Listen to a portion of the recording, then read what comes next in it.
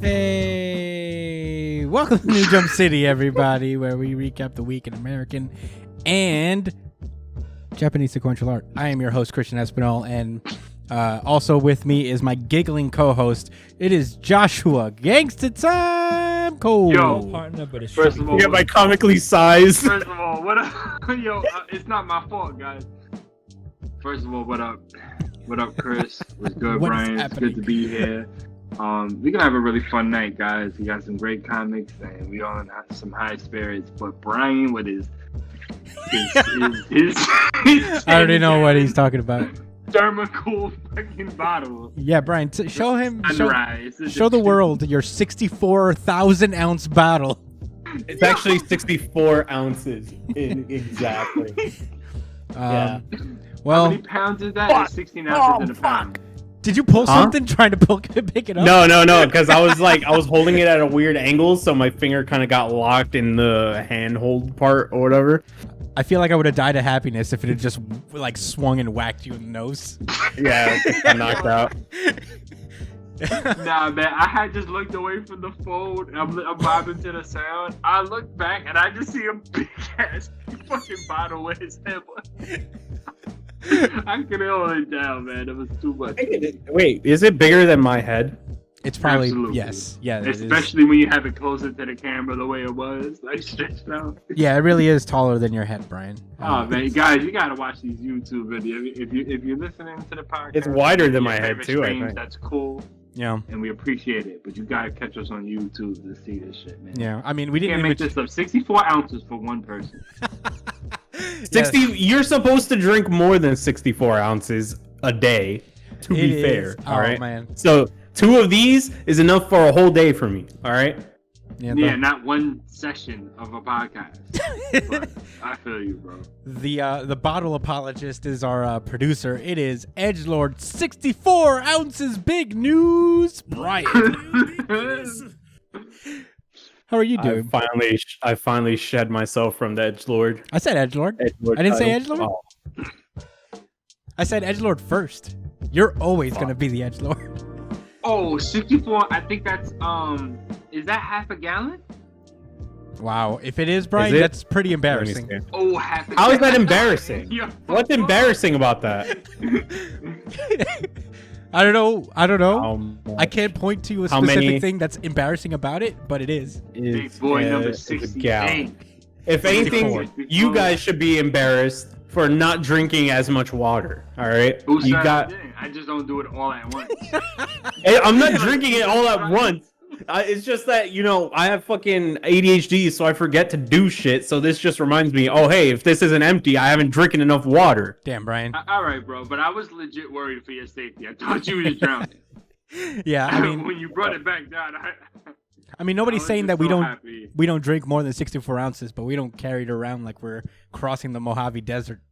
So settle it down, Brian. And then was already thirsty prior to the trip. Eat my ass. Nah, man, I'm just How jealous, about that? bro. Don't worry, I'm hating. I got a thermal container that my girlfriend bought. I'm not me. hating. And I love. Well, very how much. many ounces is it, huh? It ain't 60. How many? 68. 64. 64. Settle It's down. not 64 Settle down, ounces, Josh. bro. I 68 don't would need be all this. excessive. Yeah. My bottles only come in increments of gigabytes for iPhones, all right? You understand? Oh, I see. Yeah, he's gonna try to digivolve next, man. That's Pog AF. All right. Oh man, we're already off to we're in a good mood. This is gonna be a fun show. So Let's hot spirits. Hot spirits. yeah. Let's get into plugs really fast so we can get into the main course. You could find me at the Chris Espinal on Twitter and Instagram. Joshua Cole, where can they find you? At JD Cole _37, and that's on Instagram as well. Yes, Brian, where can they find you? You can find me at b.esp on both Instagram and Twitter. And on the rare occasion that a shooting stars flies over our planet, you can find me streaming on Twitch at twitch.tv/itspunchline. All right. You can follow the show itself at New Jump City on Twitter and Instagram. Follow us on Twitter, especially because we do a weekly audience really good chapter of the week poll. I have the results. I don't think it's over yet because I think I mistimed the poll, so I think it might still be going at the recording of this podcast. But there is a pretty definitive winner at this point, unless like in the next maybe half hour, the votes the other way shoot to a different series. But otherwise, I think I'm pretty confident in what it is. Yeah. So just be sure to go and vote for Black Clover because we know you're gonna do it anyway. So yeah, just go ahead and do that. Just go ahead and go and vote. I for have no Black idea Clover. what it's gonna be. I mean, I never said it was Black Clover, but in any case, yeah, follow us on there. It's a fun time, and we announce the winner of the RGC poll every week on the show. So do that. You can find our theme song guy at drum_foo. Email us at newjumpcitypod@gmail.com with any questions, suggestions, anything you guys want to talk to us about. We're here. Or comment below. We read comments. We're looking for validation. Comment below if you have anything nice to say. But in any case, I think that's all. Find us on iTunes, Spotify, wherever you listen to podcasts. My mouse is hovering over Josh's face. I'm moving the Discord thing. And I believe that's it. Thank you guys so much for listening. Let's get into the show. It is time to randomize. Oh, yeah. My Hero Academia. Oh! We were both wrong, Josh. Yeah, I know. Yeah, Brian and Josh did predictions on what would show up on the randomizer first. They were both incorrect. It is My Hero Academia, chapter 299. This is a good one to start with. Like those tragic tales. Surprisingly, it's a flashback. I didn't really even see this coming. And it's a flashback specifically on Hawks. We start out in this dilapidated shack where it looks like he and his family are hiding out when he was kids. His mom is just sitting there with hovering eyeballs around her, and his dad is just yelling at him because he heard that Hawks went into town, and he don't like that shit because he is a criminal on the run and he cannot afford to be found. So yeah, it's a pretty miserable life. It's all dark and gross and stuff, and his mom's just kind of like zoinked out. Just kind of like checked out of life. Yeah, she's done. Yeah. She's trying to watch the TV. It doesn't work. So she's very bummed out. So yeah, it explains that apparently Hawks' dad just murdered someone over pocket change. And his mom harbored him. And at some point, that's when he was born. And he is just out here regretting his life choices that led him to this point. He's specifically just mad at his mom because her quirk seemed to have gotten him into trouble in some way or form. And it's kind of uncertain what her quirk is because there just seems to be eyeballs floating around her at all times. So, I guess. But yeah, it's not a great time for Hawks at this moment. The only thing he had that gave him any solace was this little Endeavor doll that he held close to him at all times. One day, everything changes when his mom tells him that his dad got arrested by Endeavor himself. And it's at that moment that Heroes became like a real reality for Hawks, where that was like his moment of inspiration. And it was Endeavor specifically who did it. So it's pretty... The cops locked up my dad? Sweet! Noise! He kicks me Heroes all do the time. He kicks me all the time. That's real shit. Yeah, and I mean, there's no way it doesn't make things necessarily better because there's still like his mom just like kind of loses her mind getting paranoid that she would get arrested for harboring a fugitive, which makes sense. So they were basically homeless for a lot of the time. It looks like living in this subway. It looks like, and at some point they get approached by the safety commission. And we already knew this part about Hawks is that he was taken from his family at a very young age to be some kind of like new special, like a weird experimental way of raising a hero. You know, like they saw really high potential in his quirk. They took him away.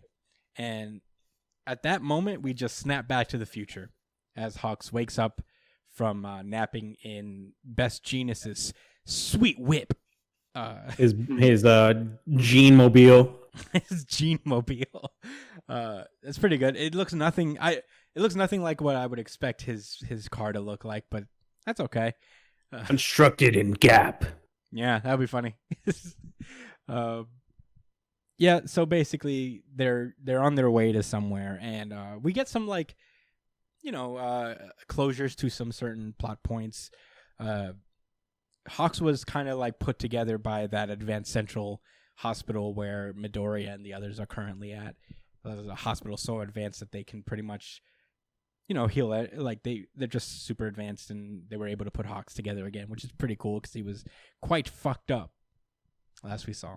Yeah, he was in an oven baked induced coma. Yeah, oven baked coma. Yeah, I mean it's pretty cool. That they got him together, and even like with all their advancements, he's basically hobbled to a point. Like his mask, his like mouth is covered by a mask. It looks like an oxygen tank of some sort. He's still all bandaged up. So Dabi really did a fucking number on him. He can't. Yeah, he's talking through his phone. Yeah, like Superman. The actor that played Superman. Yeah.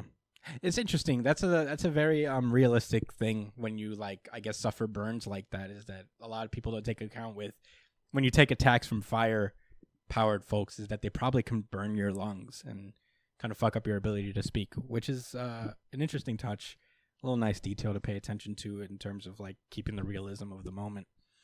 But they also reveal what exactly happened with Best Jeanist. And apparently the central hospital... Get ready, guys.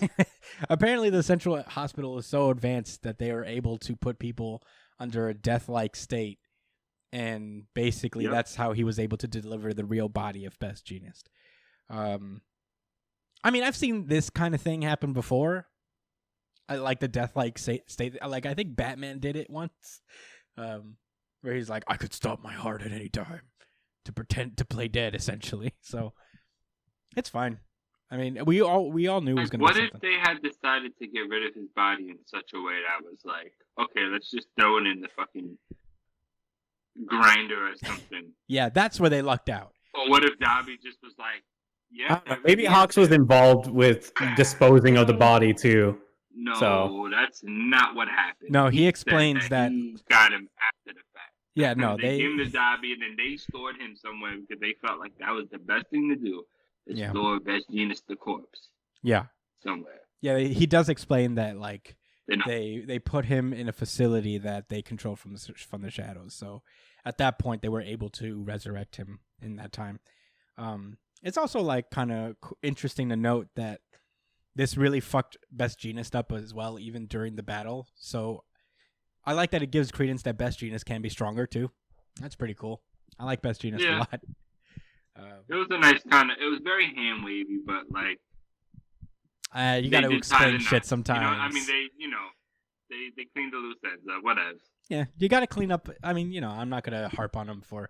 I get it. You got to clean up your loose ends. I was wondering it. We were all wondering it a little bit. Like, well, wait, how was he a body? And now he's good. I mean, it looks like Jeanist is next in line to be number one hero, I guess, right? We'll see. I mean, he's really working for it. There's these villains that are tearing up a town, and he goes like on a detour to stop them. He literally yells at these guys, "No more scarfing, glutton gang," as he just ties them up in denim and shit. But yeah, and here we learn another like kind of symptom of what happened, or an after effect of the battle, the Paramount War, is that the PR for heroes has really dropped off ever since the Paramount Liberation War, whatever, Paranormal Liberation War. Everybody does not trust heroes really well, and because of all the criticism lobbed at them, they were forced kind of to close up shop and leave. And we see in the back that some guy has some gear. I don't necessarily know if it's like maybe Detnerat's thing, like Redestro's, like from his company. But normal people are getting like weapons, it seems, to protect themselves. But yeah, Best Genius is like, well, this won't do. I'll send some sidekicks over. And apparently this is not the only town to do this. So, yeah. Some people are happy. Maybe see things are changing, starting to change ever so slightly. Yeah. Some people are happy about it, and then you see some people in the background just like, we don't like it. We don't like it. This guy in the back looks really weird. What is he, a dolphin? He's some kind of weird animal. Yeah, I guess it looks like a dolphin. It looks like a condom, honestly. I didn't want to go there, but I did. I mean, if you shaded him That's where I went. If you shaded out the face and just showed the outline of him, yeah. Yeah, he'd look like a penis dolphin, for sure. Yeah, all right, yeah, let's move on. I just noticed that now. That's funny. So they leave the town and they arrive at this house. And at this point, we find out why Hawks went over. And this is apparently his mom's house. Part of the deal from taking Hawks from his mom is that the safety commission would take care of her and put her up in a nice house, take care of her entire family, and basically disconnect her name from the Takumi family, and basically give her a fresh start. So he walks in and his mom is gone. She bounced and split. Yeah, she splitsed pretty hard, and she left a note on the table for Hawks though, explaining that some horrible people went to the house. So she sang like a bird, gave up the goods, and you're on your own, buddy. Yeah, and it also explains how Dabi knew that he was twisted the entire time, like that he was a traitor. And Best Genius is like, man, that really hurt, like a pair of too tight skinny jeans, and Hawks just cut him off, and like, yeah, he cut him off because he's just like, now's not the time, buddy. I don't know where you were going with that analogy, but that wasn't it. Yeah, now's not the time for pants puns. Yeah. But yeah, Hawks kind of looks into himself and he's like, I mean, it's fine. I mean, she's not we don't talk basically. Like, we haven't talked in like years, and erasing the Takumi name has really kind of severed the ties between us. And it's kind of like an introspective moment where he's like, and I was fine with that, not saving her and turning my back on her. Me, a guy who wants to help people. And something I really appreciate about Hawks as a character, he's always got this weird, like, gray side to him, a very conflicted part of himself. That kind of comes out from time to time. Yeah, because he's had the hardest task a hero could have in the entire series, in my opinion. Yeah. Like, he had to infiltrate an organization, act as a villain and a hero at the same time. Like, it's just tough. Yeah, I mean, he's had a weird childhood too, so that makes sense. But yeah, now that the safety commission is effectively down and there's no one to issue orders and his mom is gone, like, he's kind of the freest he's ever been, which is also pretty wild. And he kind of remembers that moment where he and his mom went to this store and she bought him that Endeavor doll. And, for as little as she did for him, that one little thing kind of really was a motivating factor for him, or a thing that changed his trajectory in life. Which is wild. It goes to show, how powerful parents can be and shit. And now we get a little bit. The smallest of gestures too. Yeah, that's all you need. Stick out. Yeah. He talks about twice and why he thought he was a good guy, because they're very similar in the way that he was a guy who was just desperate to be helpful, but just so happens he was trying to be helpful to the wrong people. And I guess we cut back to that moment where I guess Hawks was in town, and that, like, why his dad was yelling at him, and he saved a bunch of people from this big car crash, and that was. Yeah. And it's a very cute moment where he's like hugging this Endeavor doll after he saved a bunch of people, and I'm like, oh, Hawks. Yeah, just like you. You know you're an angry asshole. I mean, that's another thing that's very interesting about his whole relationship with Endeavor is that how ironic is that Endeavor basically saved him from an abusive father while being an abusive father himself. Whoa. Yeah.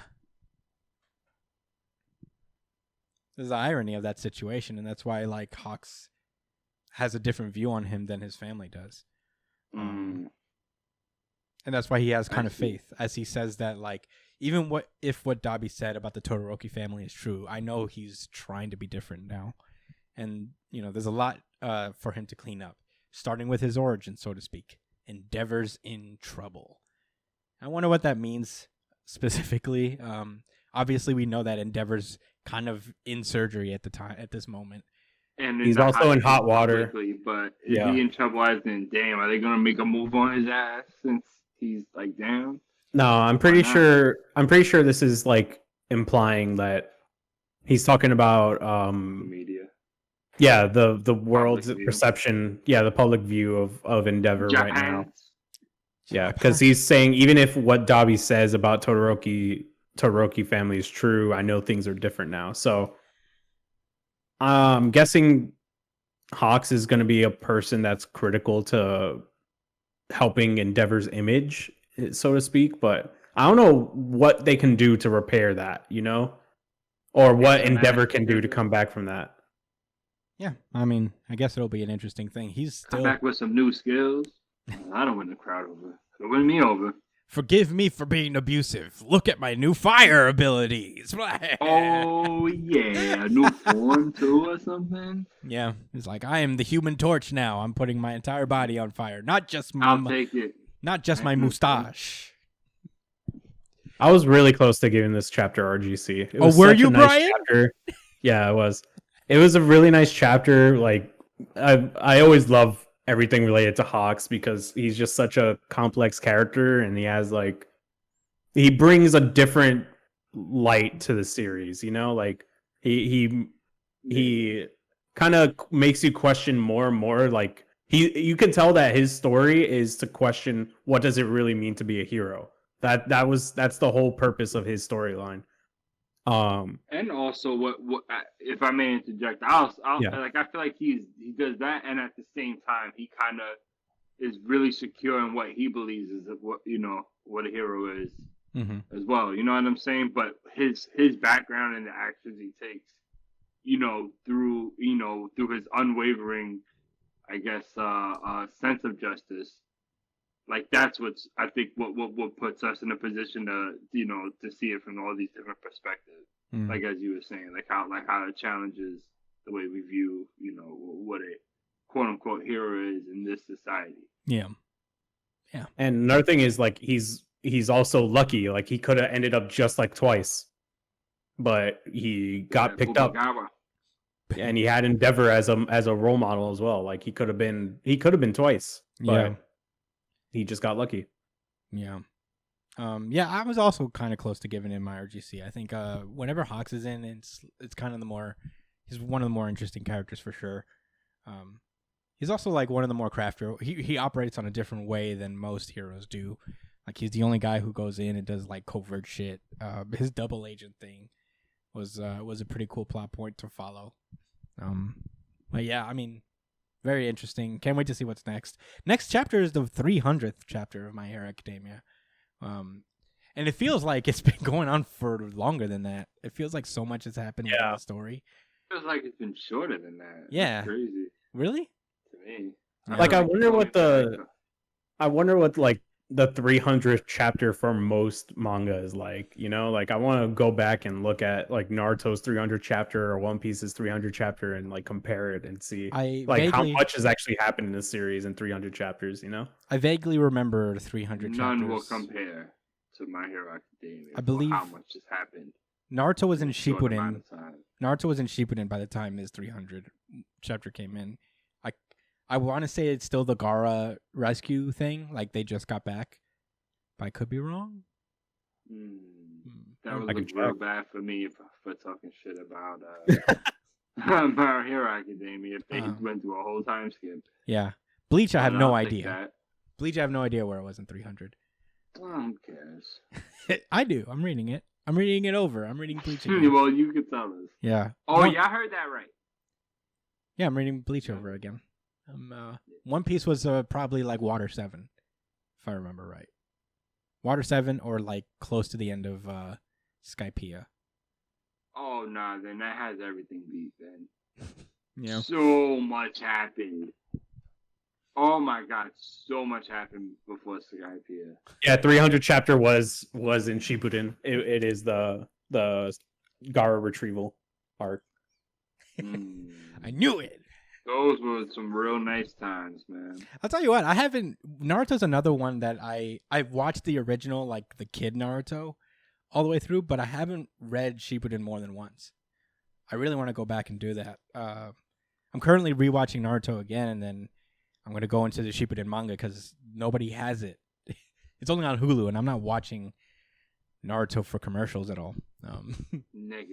Negativo. But yeah, I'll reread it. You'd be able to skip all the filler? Yeah, no, I'm going to read it. You might get caught up.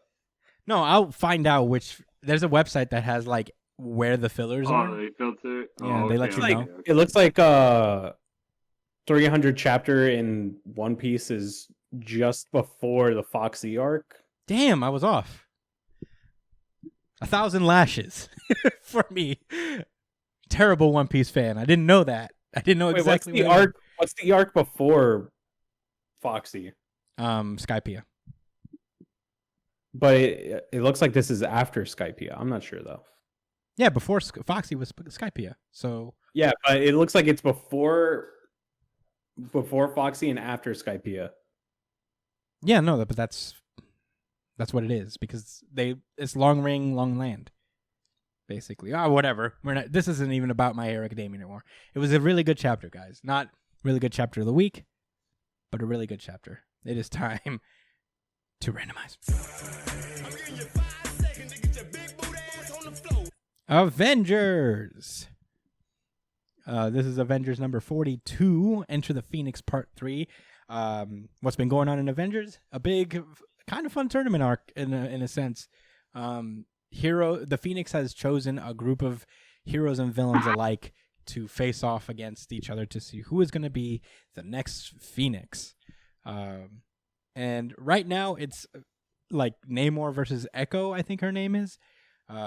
He tells the story about how when he was a kid, he just pulled up to some sharks, fucked them up, and threw them on land. And his mom said, "Yo, you can't do that shit. Go get it." It was a real it was a real mom moment where he's like, "Oh, you gotta put that back in the ocean where it belongs." She basically walked him to the shore and said, "Pick it up and throw it back into the ocean." But yeah, the whole story is about how Namor is basically, I'm going to be the most dominant, dude. I'm going to be fucking dominant in this ocean. I'm going to be so strong that no fucking land dwellers are going to come down here and bring their darkness down to my perfect sea. So, yeah. That's what it is. And he wins his battle, essentially. Meanwhile, at the same time, Captain America is facing off against Shang-Chi. Shang-Chi's... Yeah. Honestly, I was pretty stoked about it. No, me too. Because I knew I wasn't going to have an attitude regardless of the situation of who wins. Yeah. Shang-Chi is holding back against Captain America, and Captain America is like, "Hit me. Come on. I want you to do it. I want you to hit me." But in reality, he's really like, look, I mean, we're out here talking about who it shouldn't be, but we're not really talking about who should have the Phoenix Force. If it's going to be any of us. And I guess Cap's vote is Shang-Chi because, like, you're one of the best fighters I know. You're a pretty meditative and peaceful dude, and you wouldn't just tear up the world with the Phoenix Force. So, I'm going to train you so you can, like, learn how to harness the power correctly. It's pretty cool. So, they're doing that. Shang-Chi gets his cool Tonfas thing that Rock Lee also uses. And he's about to do this like big ass attack, and Cap is getting geared up to lose. He's like, "Yes, he's learning," and the Phoenix is like, "Oh shit, I don't want this. No." And she basically makes Shang-Chi lose. Like the Phoenix just he just like forfeits the match in favor of Captain America. And Captain America's like, "What the fuck? I won." And yeah, he did. I mean, what the fuck? I was losing. So it kind of brings to notice, like, what is even the point if the Phoenix is just gonna come in, and if she doesn't like how a thing is going, she's gonna be like, "No, absolutely not."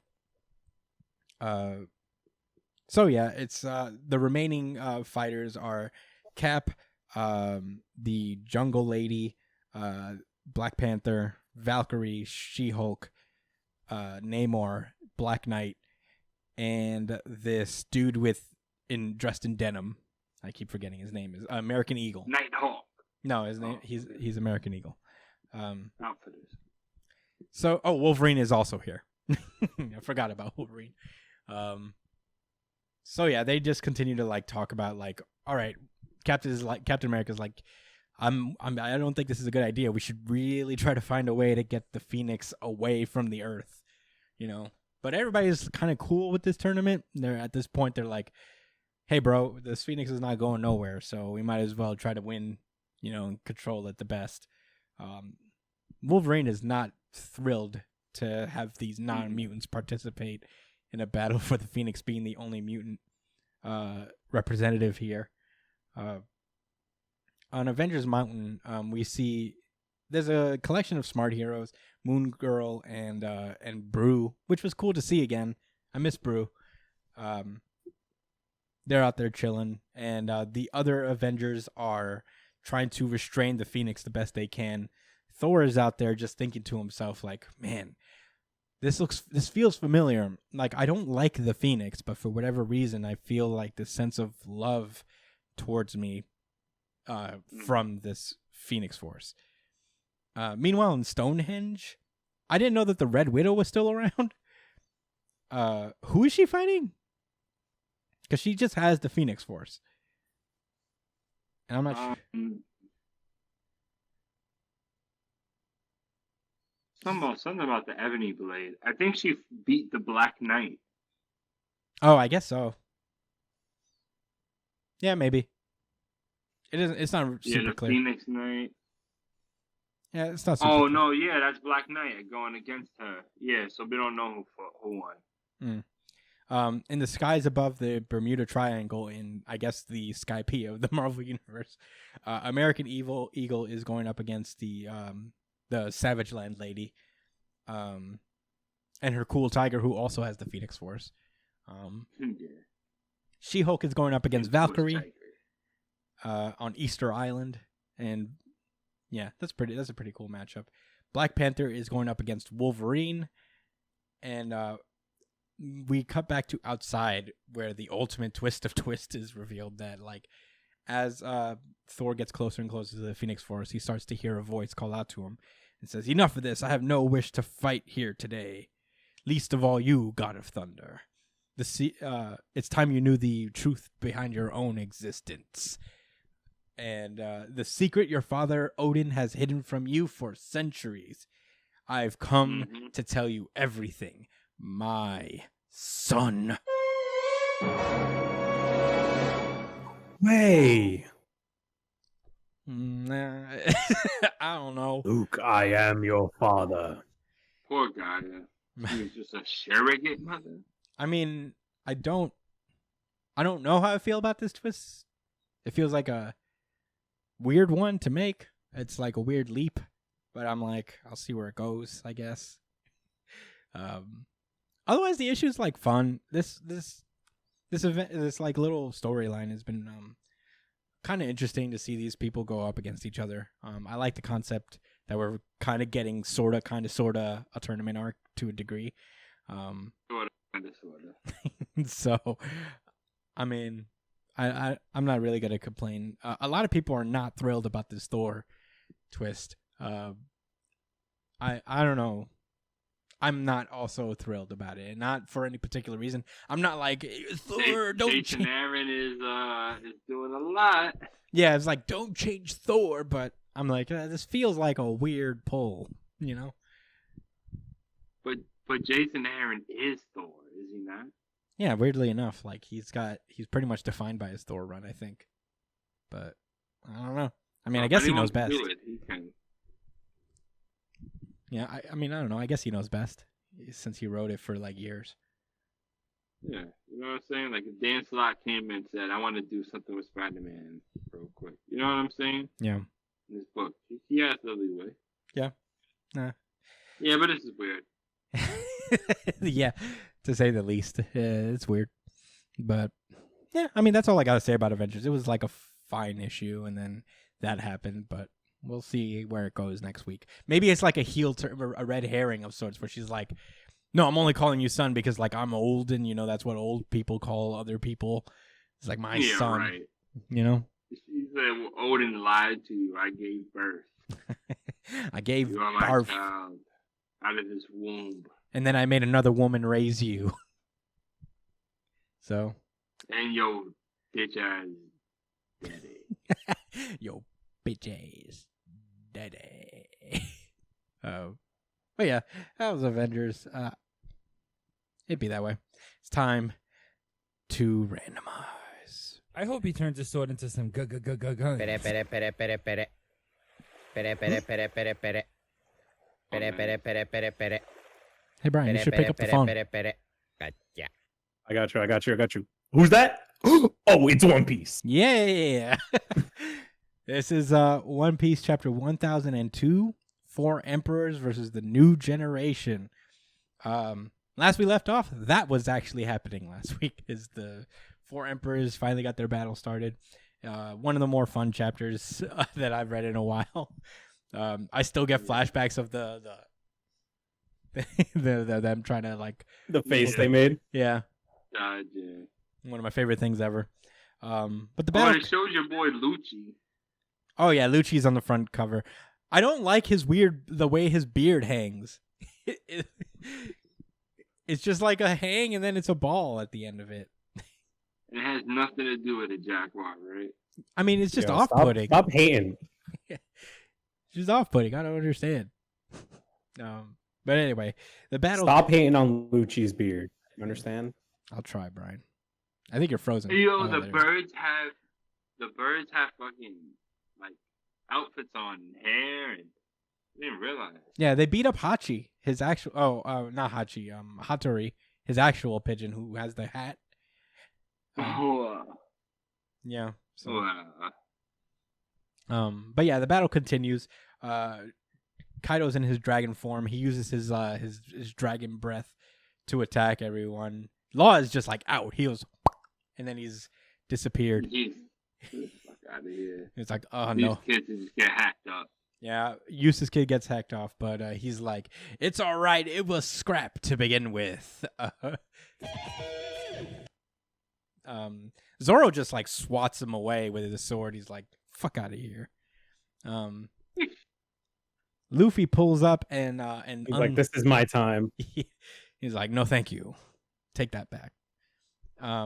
Luffy pulls up to Kaido and he hits him with that Kong rifle. It's a beautiful 2-page spread, like a really cool panel where like Luffy came in like, wow, Gazelle punched him in the fucking face. Sends Kaido backward, and as he's flying back, Eustace pulls up, does his like what was it called? The slam. Oh, Slam Gibson. Slam Gibson. That's a rock artist, right? I think Gibson is actually a brand of guitars, but I could be wrong. I think it is. I think that's what's going on. Yeah. Law dodges, and he's like, well, I don't know much about the anatomical chart of a dragon, but I'd guess the heart is right about here. And he just shanks him with the gamma knife, which is a big deal. And the fact that Kaido tanked that kinda is like, Jesus. Because the gamma knife is like Law's strongest attack. It like very nearly killed Doflamingo, and the only reason he survived is because he cheated and strung his fucking organs together after he cut him up. So I guess it wasn't enough to pierce them. He just hit them really hard and just probably scratched them up. You know what I'm saying? No, the gamma knife goes inside you and it cuts you from the inside. So it's not like a physical knife. His organs, the actual organs themselves. Oh yeah, the organs are just tough then, huh? Maybe his belly ain't, but the organs is even tougher. Yeah. They're made out of iron. He's a dragon, bro. Yeah. And Kaido's like, "Oh, you've learned how tough my defense is. Looks like it seems like you're not just mindless fools relying on guts to win." That's when Killer. Oh, remember that? Yeah, Killer just like runs along Kaido's body, and then he does his Scyther Sonic. Just, I guess, slicing straight through Kaido. I don't know if it's not really going through him, I guess. But he's just like... It's weird. He's just like, ah! No, I think that might be one of Killer's techniques, probably. It is Killer's not technique. Penetrating for sure. But then he would have cut him in half. Yeah. Maybe he only... Yeah, it's just one of his techniques. Slicing him open? Or did it just go... No. It didn't penetrate him. It looks like it's just like phasing through him or something. Yeah, I don't know. I don't get it, but whatever. Kaido's like, that hurt, ow, and I guess Big Mom gets tired of everybody's shit and just snipes him with lightning.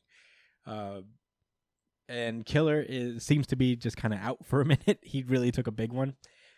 Big Mom is like, yo, I'm out here for the assist. As long as there's an open sky, there's no escape for you.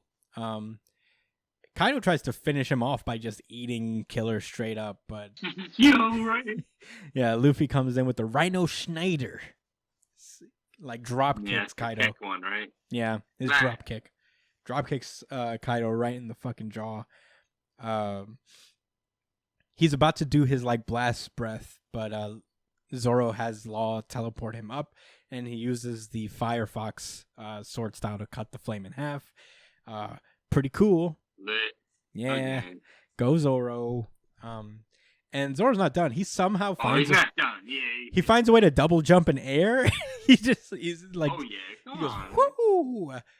And Kaido's like, what's that? And Big Mom peeps that, like, yo, look out, Kaido, that's not an ordinary sword. And yeah, she's right, it's the fucking Enma. And Zoro brings down the sword in his flying dragon blaze, and it manages to like cut straight through one of the horns of Onigashima, the big skull thing. Cut straight through the horn, and it misses Kaido because part of the downswing of Enma is that it is a very hard sword to control. So, and Zoro, I guess, doesn't have the hang of it yet. And while he's in midair, kind of falling, Big Mom snipes him as well. Taking him out for a little while. She then just like starts spraying lightning everywhere. Luffy gets hit. Law also takes a hit. Law's been having a rough time at Wano. He's gotten fucked up a lot. But yeah, Luffy's fine, and she's surprised. She's like, "What the fuck? Why didn't it work on you?" And he's like, "Because I'm rubber." Remember? Yeah. But Kaido catches him real fast with the fucking blast breath. And Luffy is also still fine after that. And he also asks, he's like, why didn't my technique work? And Luffy says, guts, bitch. And he hits him with the Kong Gatling. My favorite thing is Kaido's like, ah! Ah!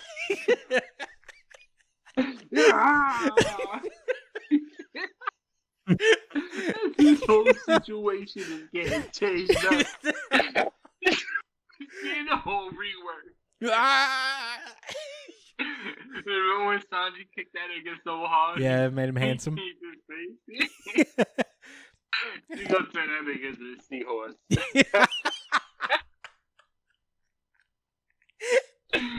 Dude, that'd be so funny. You baby ass out of here. That's so funny. He just tanked his dragon fire, bro. Yeah. That's the best thing a dragon can do. I feel like that's what Kaido's face was. It's like, I don't know what I gotta do now. Like, the Thunder Bog wasn't enough. My dragon. Maybe I should just go back to Kaido. His form seems to be pretty ineffective against people. Yeah, I guess he's getting slugged and slugged. It just makes me a big doofy target. Yeah, it should have not been cool for Kaido, like, since he's transformed. I don't know what. I mean, yo, look at him on that bottom right. Taking that fucking. It's my favorite thing. He's like, ow, wow, wow, wow, wow, fuck.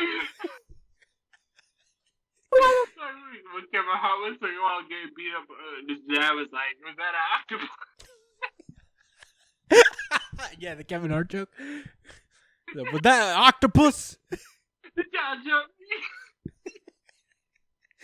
That's so funny. Yeah, I mean, fun action chapter. I mean, very One Piece. I think like there's a lot to say that Kaido's taking all of their best moves right now. Like he doesn't seem like he's actually getting hurt by them in any significant way, but he's also surprised that it's actually hurting at all. So he's like, "Oh, damn." Hopefully next chapter we get to see Kaido do a little more than just tank all of their best attacks. He has dents in his face. I'm sure everything's gonna flip on its head eventually. Because of course these are the fucking emperors you're fighting. They're not just gonna sit down and be on the defensive this entire time. Yeah, I like that Big Mom is also in the background, like that cloud thing from Super Mario, just dropping shit on people randomly. Yeah. Lakitu. Like a Lakitu. Yeah, instead of like the turtle. Or the asshole son. Oh fuck that like son, the first dude. one that follows you. Yeah. You gotta jump over it. Okay, Baby Bowser. Yeah, he's an asshole too. Oh, actually, that's probably the best interpretation, is that she's Baby Bowser in the sky, just dropping shit on people and random. Doing the most.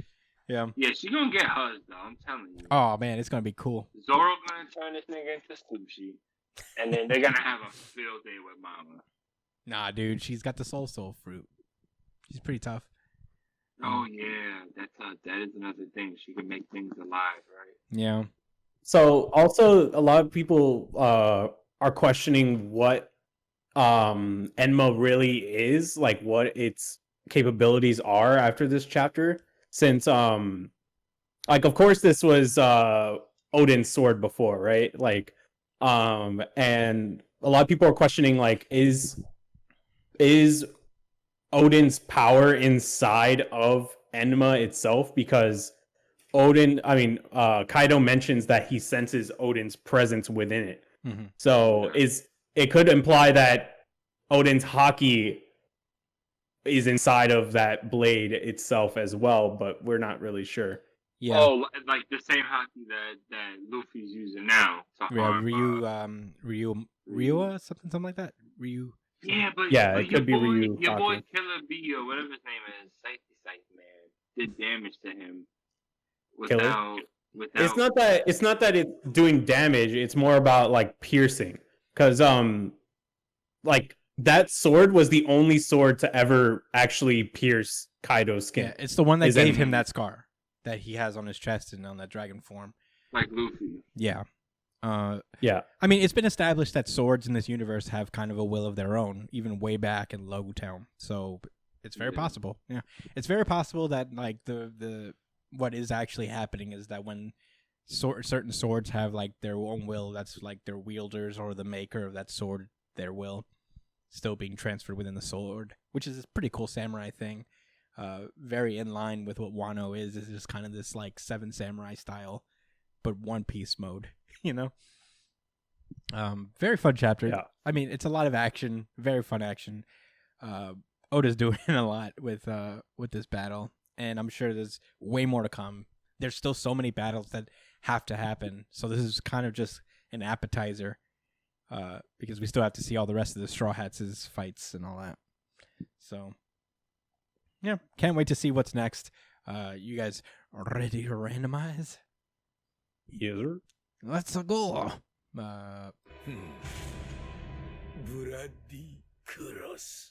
The X books. We have 2 X books today. Technically 3, but also not. It's more of another tie-in. So we're just gonna do the 2 X books and then move on to the next thing. Starting with X Factor number 7. Last we left off, Siren has been real shady. So she just keeps dying, and people are trying to find out why that is. She keeps falling from like heights and shit, so definitely something fishy for someone who can fly to be killed from an altitude drop, essentially. So and turns out there is something fishy. In the last issue, it is revealed that Siren is up to something, and she whispered something into Polaris's ear. She uses this the sonic hypnosis thing as part of her powers to kind of just force Polaris to kind of what was it? What's the word I'm looking for? I don't know why I'm blanking. Sabotage the investigation on her. Yeah, sabotage the investigation at every turn. Every turn. Yeah, that's where we left off. We start off with this issue with Prodigy. And I have to start taking better X-Men notes because I forgot this was a plot line where Prodigy is apparently unaware of how he died because he was one of the mutants resurrected when Krakoa was established. So, he's calling a speedster mutant, just trying to explain. Apparently, he died. He was killed. He got ganked during the same one attack on the Xavier Institute that wiped out a bunch of other kids. Not sure what that means. I mean, I should have done my research. I've done research on other things for this episode, but this is one that slipped my mind. I don't know. Was that a specific event in time where they got? Yeah, I would say so. It was probably like the referencing. Yeah, I think it was probably like the storyline. But yeah, I mean, that's when he knows he was killed. So Speed shows up and is like, no, that can't be because you were with me that night. And he has a picture of them making out on a couch for proof. So he's like, oh, shit. Well, I guess I don't really know. But yeah, they continue to make out. And we get this little informational page, a letter from one of the 5 that explains that Prodigy, nobody knows necessarily when he died. His resurrection was pre the X Factor, so they didn't have that protocol established where they would have a team go out and prove someone's death before they would resurrect them. They kind of went on Wolverine and Cyclops' word at the time, and they were kind of certain that he died in that event. So, I see. Yeah, so that's why he was resurrected. But yeah, we cut over to Dankin and Aurora kind of like talking. We learn a little bit more about Dankin's powers as Aurora mistakenly accuses him of being able to manipulate people's emotions for the most part. And that's not really the same, is that he can't just manifest emotions with people. His pheromone control can only kind of sort of heighten what already exists.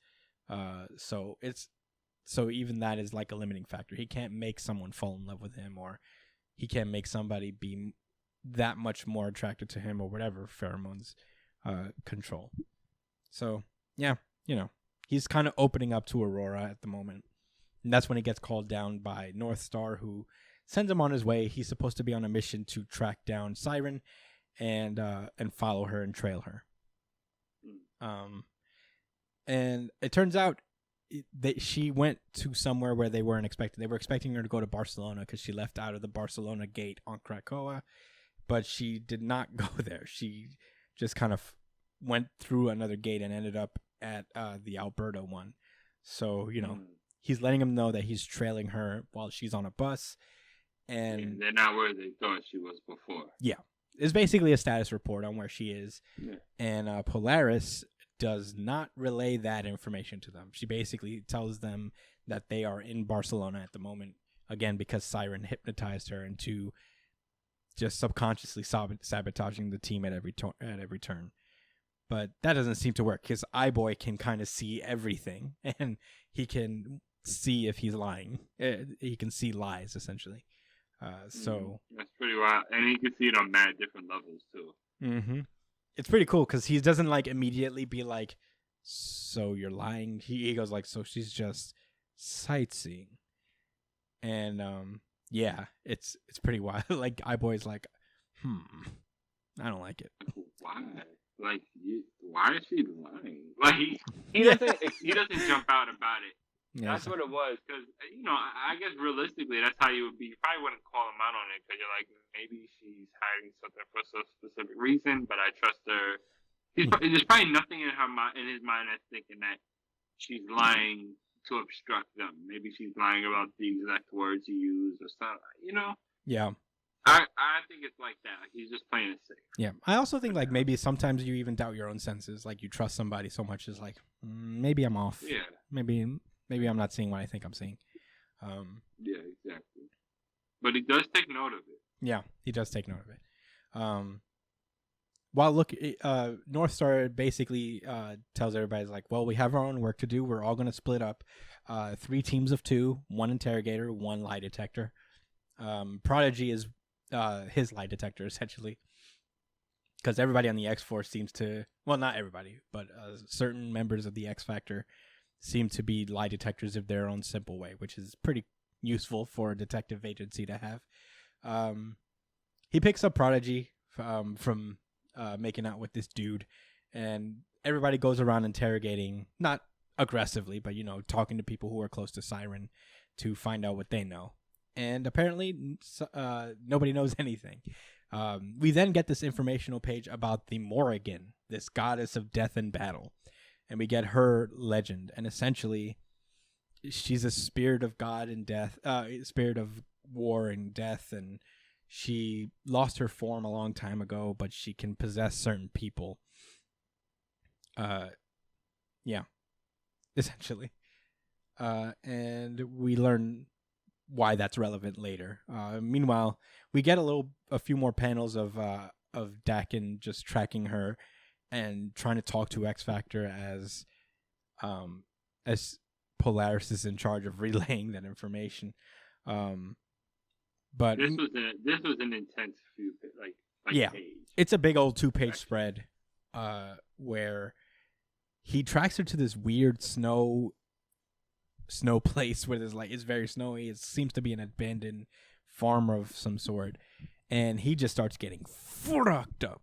It was almost like some type of horror shit. Yeah, because the way the page begins, like he hangs up and he knows that son's weird because Shorty just hung up on him, and I guess he gets sent, the Morgan or whatever, around him.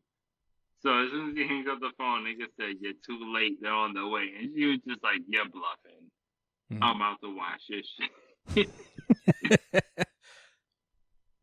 Yeah. Oh man, he got taken to town, guys. I'm not even going to hold y'all. Yeah, he got impaled. And there was a lot of nice exposition along the way. Mm-hmm.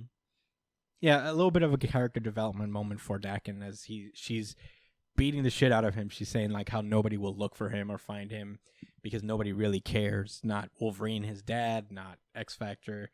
Nobody gives a shit about you. You're a former villain and shit. Nobody cares. Meanwhile, that's when Rachel shows up and is like, "Hey, are we working today?" And Polaris is like, "What do you mean? We already work today, remember?"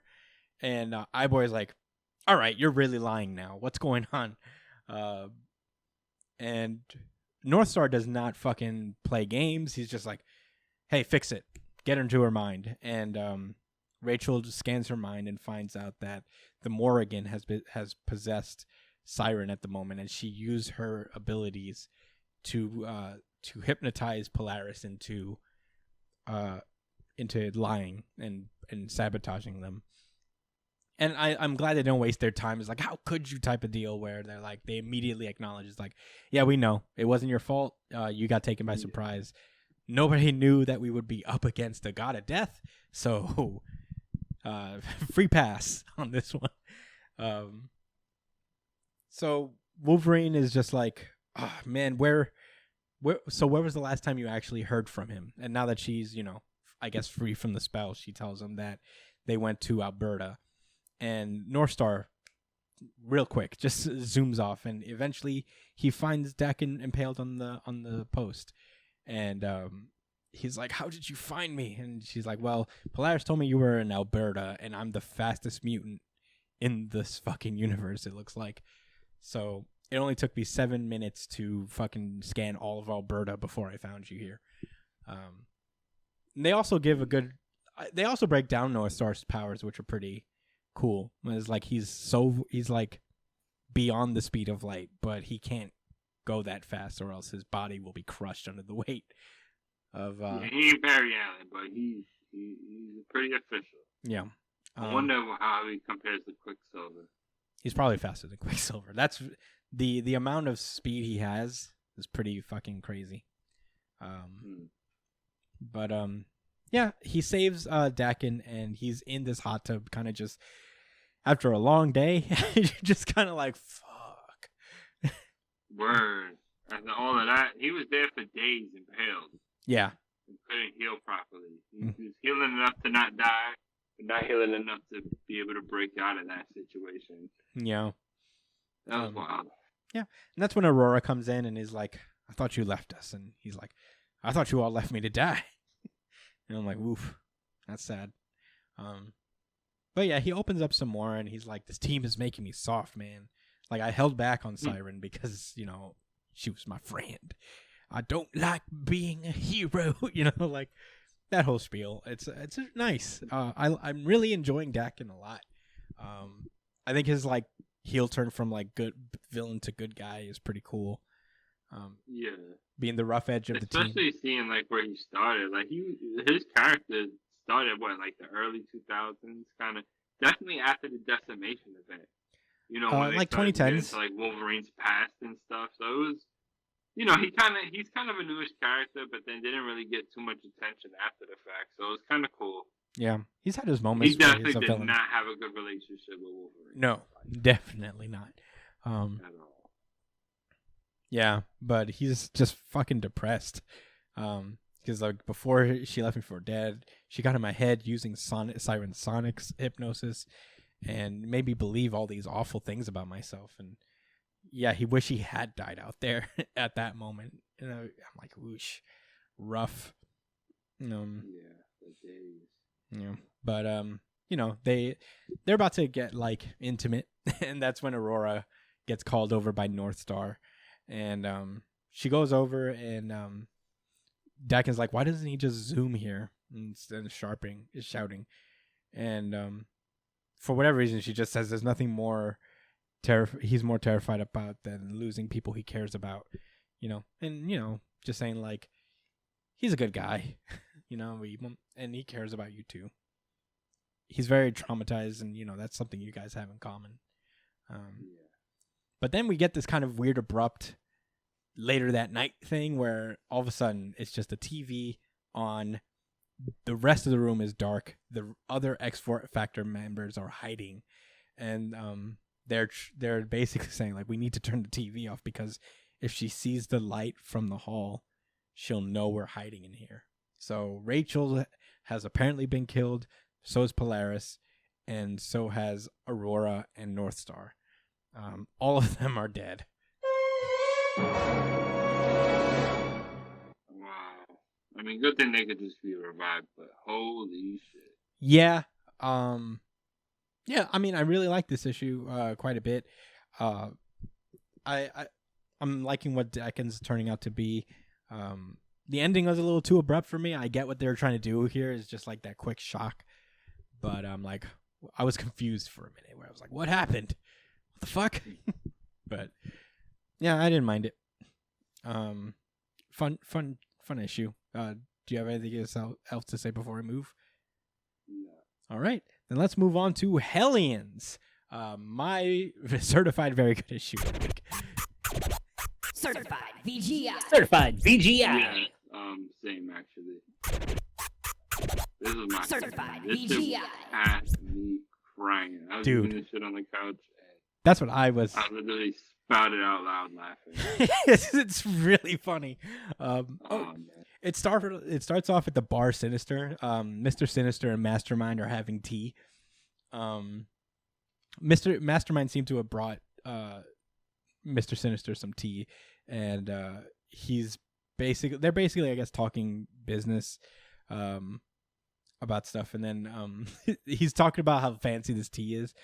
He even mentions like the cape smells disgusting because he wasn't able to wash it, but he doesn't want to not wear it. It's very fun. So you know they seem to come to a deal at whatever they were trying to go for, and Mr. Sinister literally is like, "This tastes like shit, Jason," and then he just starts like writhing on the floor because it turns out Mastermind poisoned the tea. He's just like, "Ow, what the fuck?" He's literally trying to get to the bathroom so I guess he can piss it out or shit it out or something. But he doesn't get very far because then he just goes bleh on the floor. And I guess Mister Sinister has been kidnapped. But the next scene we get is with Nanny finally putting together Peter. What's his name? His mutant name? Orphan Maker. Orphan Maker, yeah. She finally puts the suit on Orphan Maker, and he's like, "It's too tight. It hurts." And she's like, "I'll fix it later." And he's like, "No, do it now, dummy." And Nanny's not playing that. She's just like, "Oh, okay. Is that how you're gonna be? I'm gonna walk away. You know, maybe you don't need your nanny after all." And yeah, she basically like is more fixated on this robot child she took than Orphan Maker, and yeah, it's pretty rough. The X-Men are just working out. Not X-Men. The Hellions are just working out in their gym, having various character exchanges. Wildchild is on edge because girls don't like him. It's kind of funny. He's just like, "Damn, have you found that she-wolf yet?" And he says, "No, my pack flounders. The females ignore me, think me weak. All they like are these jerk chads." And that's literally what he said. Yeah, Grey Crow is just like, "Chill, don't worry, you'll find somebody." They get called over to the Point, which is the headquarters of the X-Force, and Sage basically reveals to them that Mister Sinister has been kidnapped. And their response is that they fucking laugh directly in her face at that. I love that they could give one of your own is missing. Yeah, she said one of our own. You know, she said that like we were gonna start crying. That's really funny. So even Wildchild breaks out in laughter. Yeah, and then Quinnan, she's always so serious, but she just looks back like, She's like, yeah. I mean, you know, we don't like him. We don't care. I agree. So yeah, she basically accepts the mission. We get a little informational page as Sage is explaining that like this has been weird, but I think the Hellions are actually starting to get better. You know, they're becoming more social and they're interacting with each other in a healthy way. This may have actually worked. Wow. For rehabilitation, right? Yeah. So yeah, she basically arrives at New York at the Central Park. The Hellions arrive in New York at the Central Park gate where Mastermind is waiting for them, and he basically takes them on a ride in their limo. They're all just chilling in there, being Hellions, and after a certain point, Mastermind just decides to like cut the shit and be like, "So, are you sure you're in a limo? Or are you on a boat?" Because I guess Mastermind, from what I looked up, Mastermind's ability is that he's this illusion guy. He can just really get into your head and make you see things that are not there and experience things as well. So they're on a boat now. And it was like, "Fuck, what are you doing?" And it's like, "Oh, are you on a boat?" And now they're on a plane. And Psylocke has had enough. She's going to use her powers, but he turns her into stone. And he basically simulates death in their mind. All of a sudden, they're dropping from the sky, and they all brutally crash land onto the ground. But it turns out even that's an illusion, because they're just in this dark room where everybody's brain shocked, unconscious, but still alive. And it turns out the real fucking mastermind behind this is Arcade. Wasn't that the dude that had something to do with that Spider-Man event? Yep. Yeah. Arcade is the real villain. Mr. Sinister's in the background in some tube thing. And it's interesting. Arcade was one of the people seen in like the promotional material for Reign of X, this new era of the X books, this new chapter for the X books that we're in. So it's cool that he's in Hellions. And I guess he's behind all of this for some reason. I like this issue a lot. Hellions is surprisingly becoming one of my favorite books that we read. I get really excited when it comes in because it's really funny. Yeah, I get pretty hyped too, and the art is really good too. Yeah, it's really fucking cool. Very much enjoying it. But that's all for the X books on my end. You have anything to say before we move on? All right. Let us randomize. Now. Fucking sore. Undead Unluck. This is Undead Unluck, chapter 49. What was this one called? It's All Ours. Last we left off, Andy and Fuko returned from their flashback journey, and they just murked the Unseen. So we didn't give them this last week, so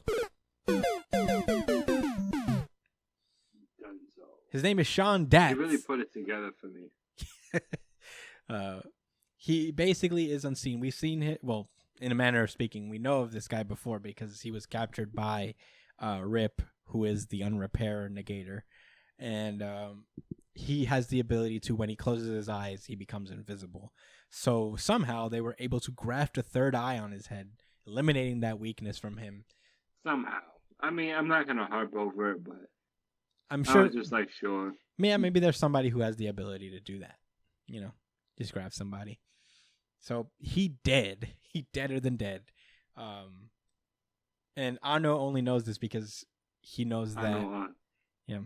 He knows that, like, this is where they lose in this time loop. So, you know, he basically tells Andy to do the whole fucking cool crescent moon thing, cuts him in half, and everybody's saved. They turn around and the battle's not necessarily over because Rip starts to attack along with this kid in a bunny costume. It's pretty wild. So while out of literally nowhere. Yeah. While I guess Andy goes up against Rip, Fuko tries to take down this kid, punches the shit out of him. That was really hard. It makes him bounce on the ground. Yeah, but in that, while he punches her, he manages to steal the gun artifact that she has, which is pretty cool. I bet his ability is something like ungive, you know. He can just because he can take away shit. I bet it's ungive. I'm putting it on right now. That's my prediction. But he's a big goofball. He's like 4 years old, like 3 years old. He's still fucking a child. So for whatever reason, he just crashes through the ground. I don't know why, but he crashes through the ground. It permeates through almost. I guess. I mean, no, the barrels under. It cracks around him. You know. So I guess. I don't know.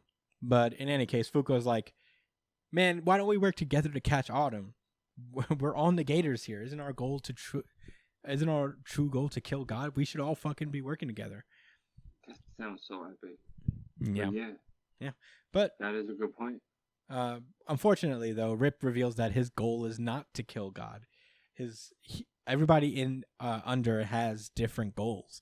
So they only really work together when their goals align. So, you know, his goal is to ride the Ark, this artifact that allows people to just live through different timelines, basically ride through the different timelines. After they end, they could start anew at the next time loop. So yeah, everybody has a different goal. But Anno kind of reveals that, you should give up on that idea. I already know. Neither you nor Latla can ride the Ark. Which kind of makes him vexed. He's just like, fuck.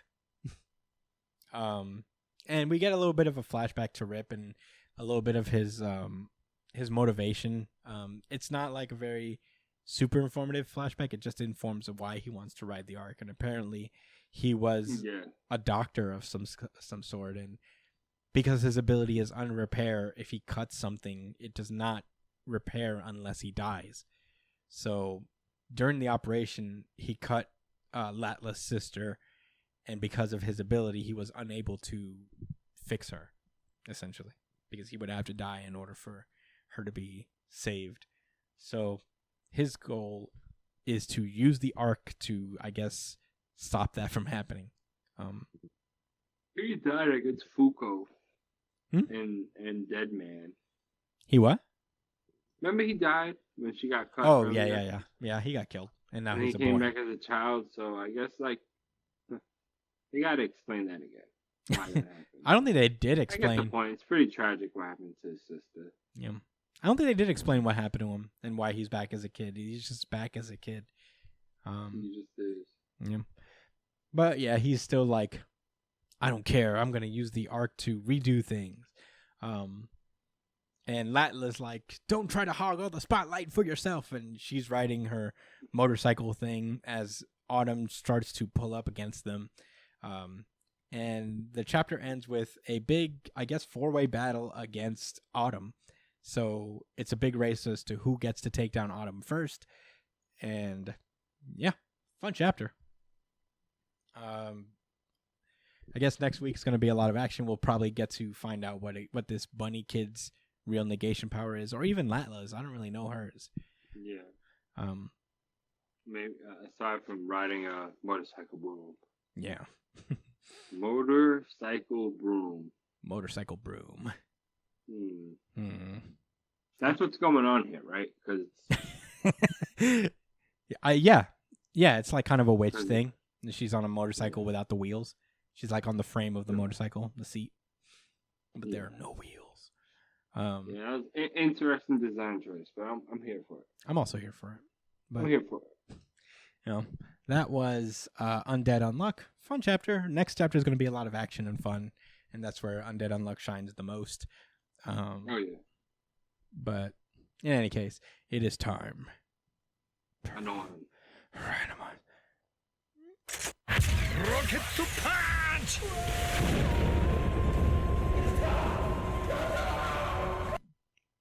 King and Black books. We're starting with. Oh yeah.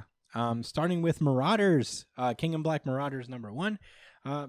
This was an unexpected one. I didn't know this was coming. Apparently, the Marauders get a tie-in and are involved with the King and Black event, but as most X-Men tie-ins are with events, it's not that simple. But basically, the Marauders are sent on a mission to just kind of pick up Cyclops and Storm and fuck the rest of the world, because Krakoa is like that now. So they're like, gotta give it up. Yeah, they're basically like, this doesn't work out like we thought it would. Just go get our friends and let's get the fuck out. So they're on their way there, and that's when they get kind of a distress signal from the ship nearby. They're being attacked by dragons, and Kate is not one to leave people behind. So she says, let's take a detour before we go save our friends. Let's go save this ship. And they arrive to see a ship being attacked by symbiote dragons. And, you know, they basically fight them off for a while. They get everybody off the boat. And they're like, hey, so what was on your ship? It's going to the bottom. What's going on? Do you need anything from in there? And the captain of the ship says, olive oil by the cask. Nothing worth losing. And then somehow, well, because this is kind of his ability, Bishop picks up Morse code. Bishop's powers are like basically electromagnetic related, so he can, I guess, pick up signals of Morse code into his mind. So he's like, I don't buy that, buddy. I think that you're hiding something. So he just hops onto their ship, goes down to the hull, and he finds a bunch of fucking people down there. So yeah, he's basically like, yeah, we got to stop this boat from sinking. Iceman picks the boat up, freezes everything around, and they rescue the people inside. And apparently these people are not olive oils importers, they are smugglers. And Kate is like, slap, you dumb bitch. You thought you could get past us? More dragons show up. She basically sends Lockheed to solo dolo them. And she came across with the backhand. Yeah, she fully extended. Wow. She fully extended her arm. That's a lot of force. Like, wow. Brian, do it. Brian, do your... Do it, Brian. Do the pose. Yeah. Oh yeah, that's gonna be a nice screenshot. Hell yeah, dude. Hell yeah. Nice thumbnail. You know, so basically, anyway, so he gets the taste smacked out of his mouth. Yeah, and she basically says, "Hey, open up a gate and send them to a really shitty place." And they do so. They basically strand them in a desert, with only ice bricks to keep them hydrated. It's a day's walk. Yeah. If only they had Brian's gigantic ice bottle. That would have held them for the whole journey, all of them. Dude, honestly, they could have rationed it and it would have lasted them months. Absolutely, but that I don't think 64 ounces last months. All right, Brian, guys. stop capping. You know that. It's 64 ounces. That's not that much water. It's enough. It's enough to get across. Definitely a whole lot. It's definitely more than enough for the people to get across. If you ration it right, you know what I mean? Like if somebody takes a sip every maybe 45 minutes. I don't think that's how staying hydrated works, guys. Hey, I mean, I hate to break it to you. That's what rationing is, Brian. You don't understand rationing. I'm not saying they're living happy. I'm saying they have enough to survive a day's walk in the desert. But yeah, they get sentenced away, and basically they explain that hey, so we're about to enter a war zone right now. We're gonna drop you guys off in New Jersey, so you won't get caught up in this whole symbiote dragon mess that we're in. And they're like, no, not fucking America. We were trying to go to Canada. And yeah, they paid these guys though to smuggle them into Canada. And I'm like, wait, so they're going somewhere else. I mean, I guess they were bad guys because they would have let them drown. But why would they let them drown? It's weird. No, I think they was gonna bring them somewhere else, not Canada. Oh no, you're right. Yeah, she just explains that they paid them to take them to Canada, but they were not going to take them there. So please take us to Canada. Bring them into the slave trade, yeah. So they're like, all right. She gets into contact with Emma, and basically explains the situation to her and says, hey, can they kind of chill in Krakoa for a while? And Emma, this is my favorite couple panels of the week, where Emma's like, let me check back on you. And she basically says, really, humans on the island? And Magneto's in the back saying, humans on what island? So fucking a cool little tidbit there. He's vexed that humans are probably going to come to Krakoa. And basically she explains the situation to him, and Magneto is nice. He's just like, all right, I can't hate.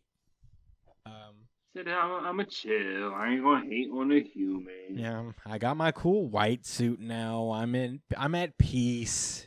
I've been doing my meditating. I'm good. So yeah, he basically approves. There's this weird moment with Bishop and Pyro where Bishop's like, "Damn it, Kate, we're heading away from New York. Why are we doing this?"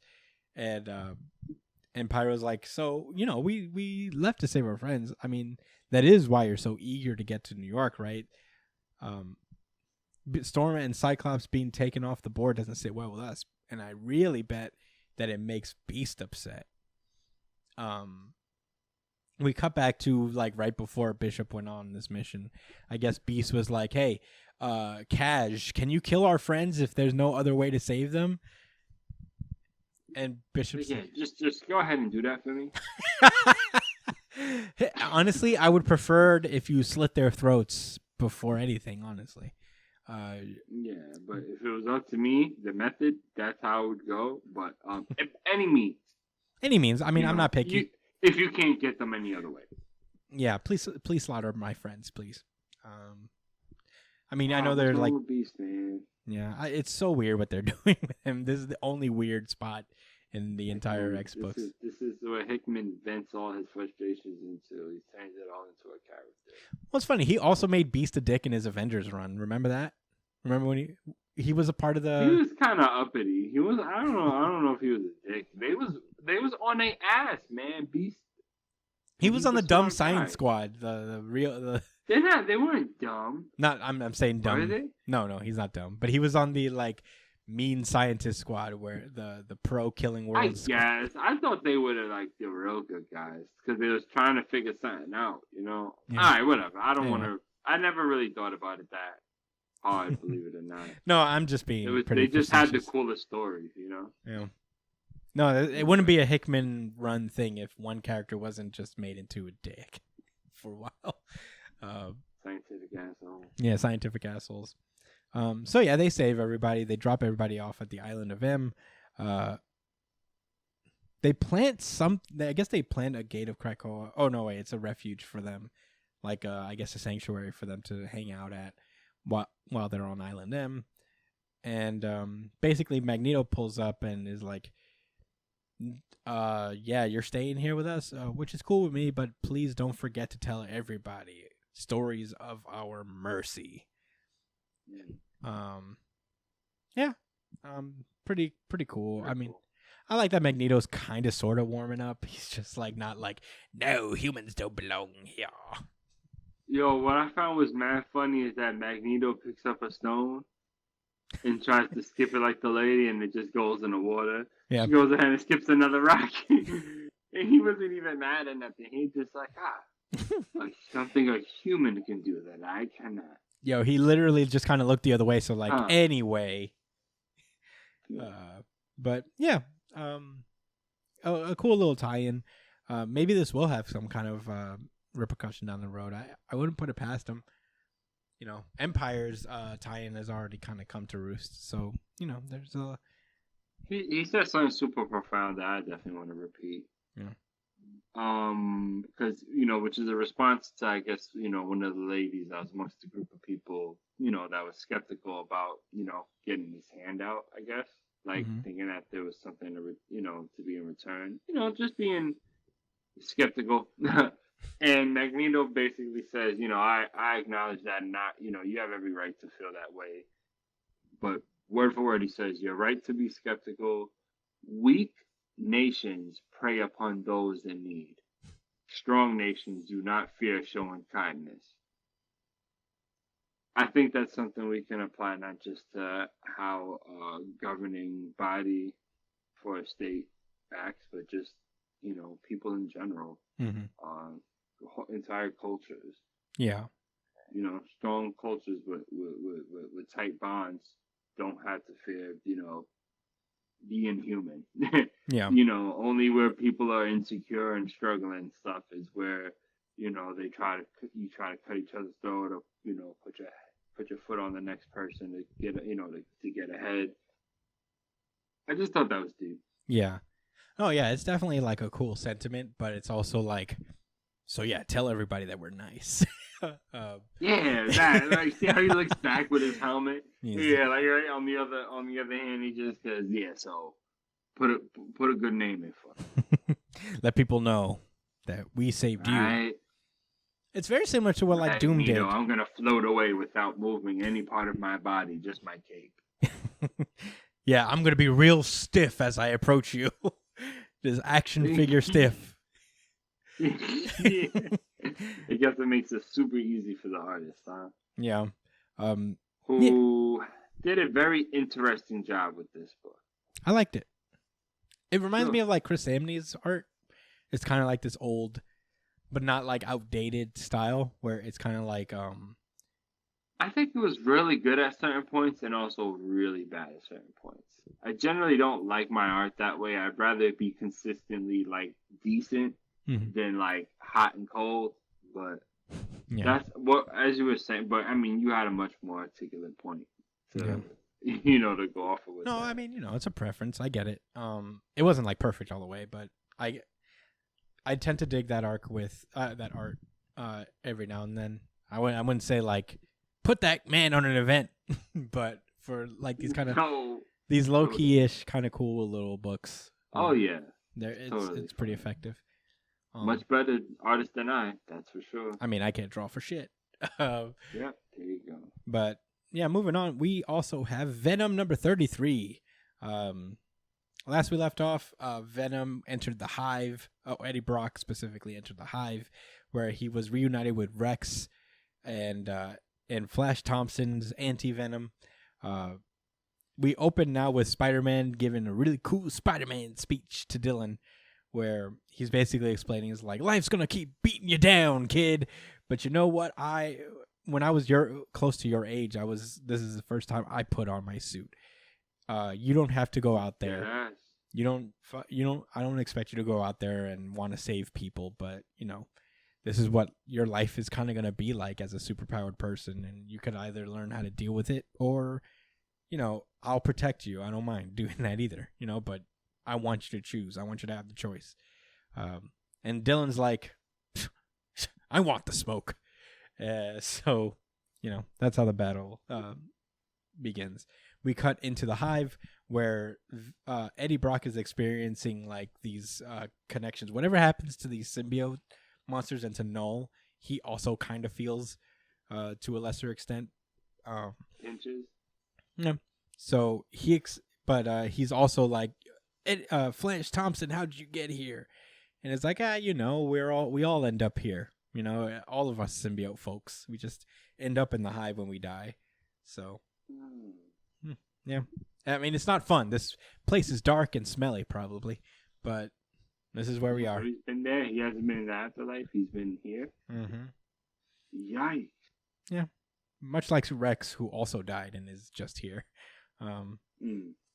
But they also have this like nice moment where Flash is like, so yeah, I heard what you said at my funeral, and it's pretty nice, man. Thank you for the kind words. And right when they're about to shake hands, Eddie feels another disturbance in the Force, and it turns out Dylan's out there just crushing it as his new symbiote Null kid. He rips the symbiote off of Captain America, which is pretty cool. He's just like, rah! His thunder thighs just like bent. Rip out, yeah, jeez. And as he liberates people from the symbiote stuff, they start to disappear from the hive. It's pretty cool.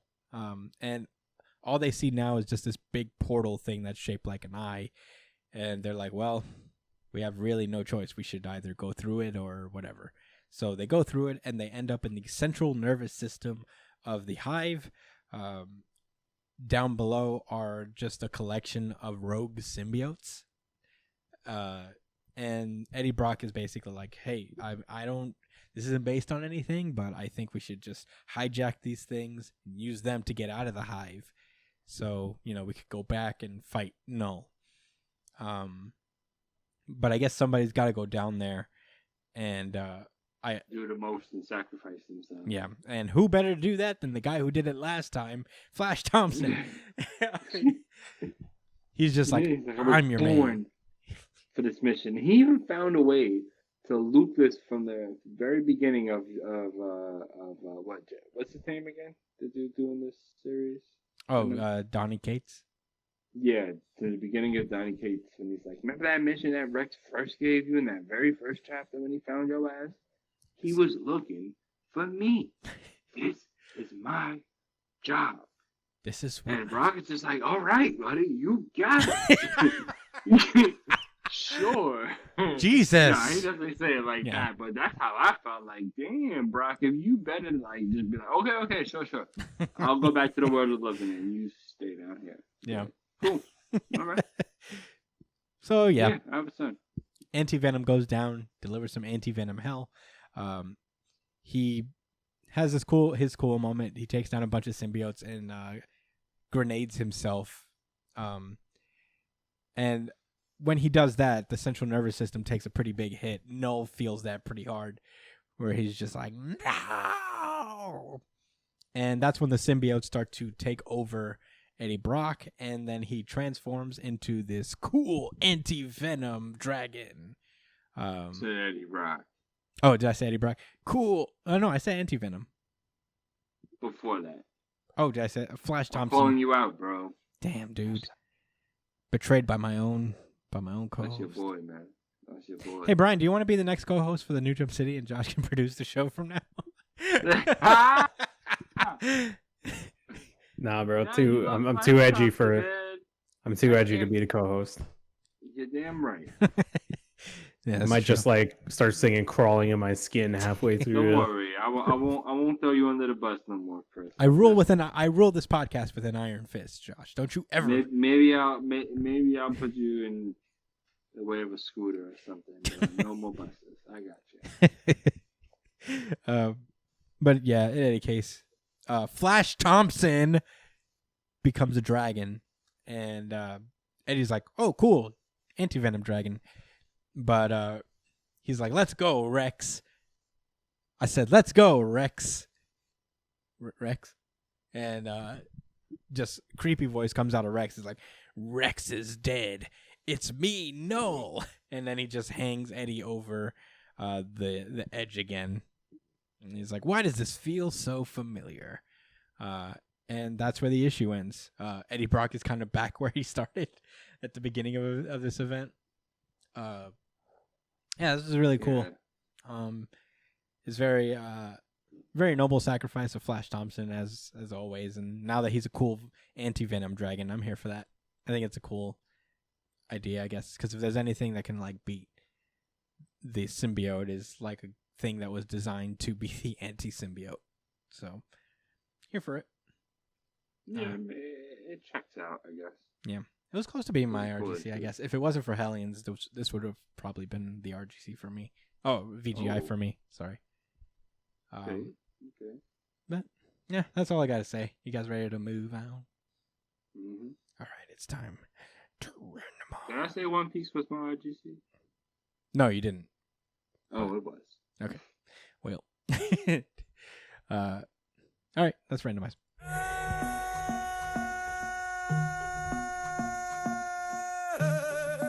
Black Clover. This is Black Clover, chapter 280, Surging Disaster. And guess what? It is also the audience-voted RGC. Certified. Oh my god, what a shocker! What? No way. Yeah, the poll should be over for now, so I'm going to check it. But last time I checked, it was up by a pretty significant margin. Black Clover won the vote with 68% of the vote out of 60 votes at the moment. I mean, it was a pretty wild chapter. Yeah, I mean, it blew everything else out of the water. Jujutsu Kaisen came in at a 20%. One Piece came in at 10. Jujutsu was really good. Yeah, One Piece came in at 10%, and My Hero Academia came in at 2. So overwhelming support. Got some hardcore fans. I'm with it. Yeah, I mean, I don't hate it. This is a very good chapter. I'll say that. I don't disagree necessarily. But yeah, if you want to vote, hit up our Twitter at New Jump City. Follow us there. I put up the poll every Sunday, a couple hours after the chapters come out, and you can vote for your favorites, including Black Clover again. But in any case, this is the chapter 280. Last we left off, Jack got one-shotted by these new demon brother and sister pair. He's like trapped in like crystal or something, or ice. Yeah. He's in a bad spot. Yeah, he doesn't look like super hurt though. He's just like, wow, what the fuck? Yeah. So Noct is just thinking to himself like, shit, this is two devils from the highest order from the first layer of the world. So these aren't even the strongest of the strongest demons. They're Plumede's shaking. Yeah. Plumede's like, fuck. No, why did I fucking do this? Man, they're gonna see me helping the humans. Oh man, they're not gonna like that. Oh, they're gonna think I'm a traitor. You know what they do to traitors in the demon world? Yeah, I can't even imagine. Yeah. So real sinister, weirdo shit. Yeah.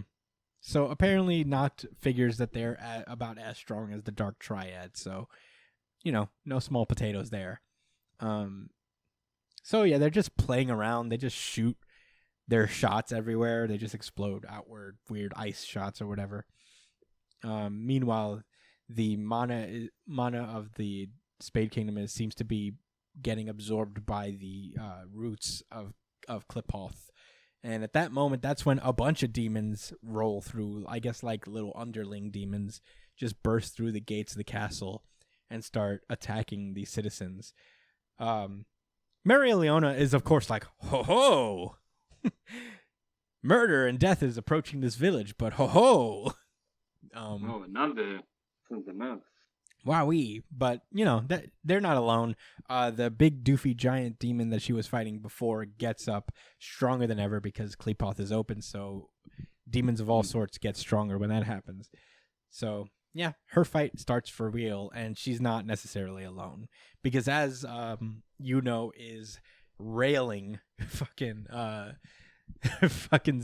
for a minute. Still in the middle of his attack. Yeah, and Zenon's like, I couldn't win at 70%. And says, it's over, Zenon. And he's like, yeah, no. Sorry, but no. And everybody just kind of gets a power up in the Dark Triad.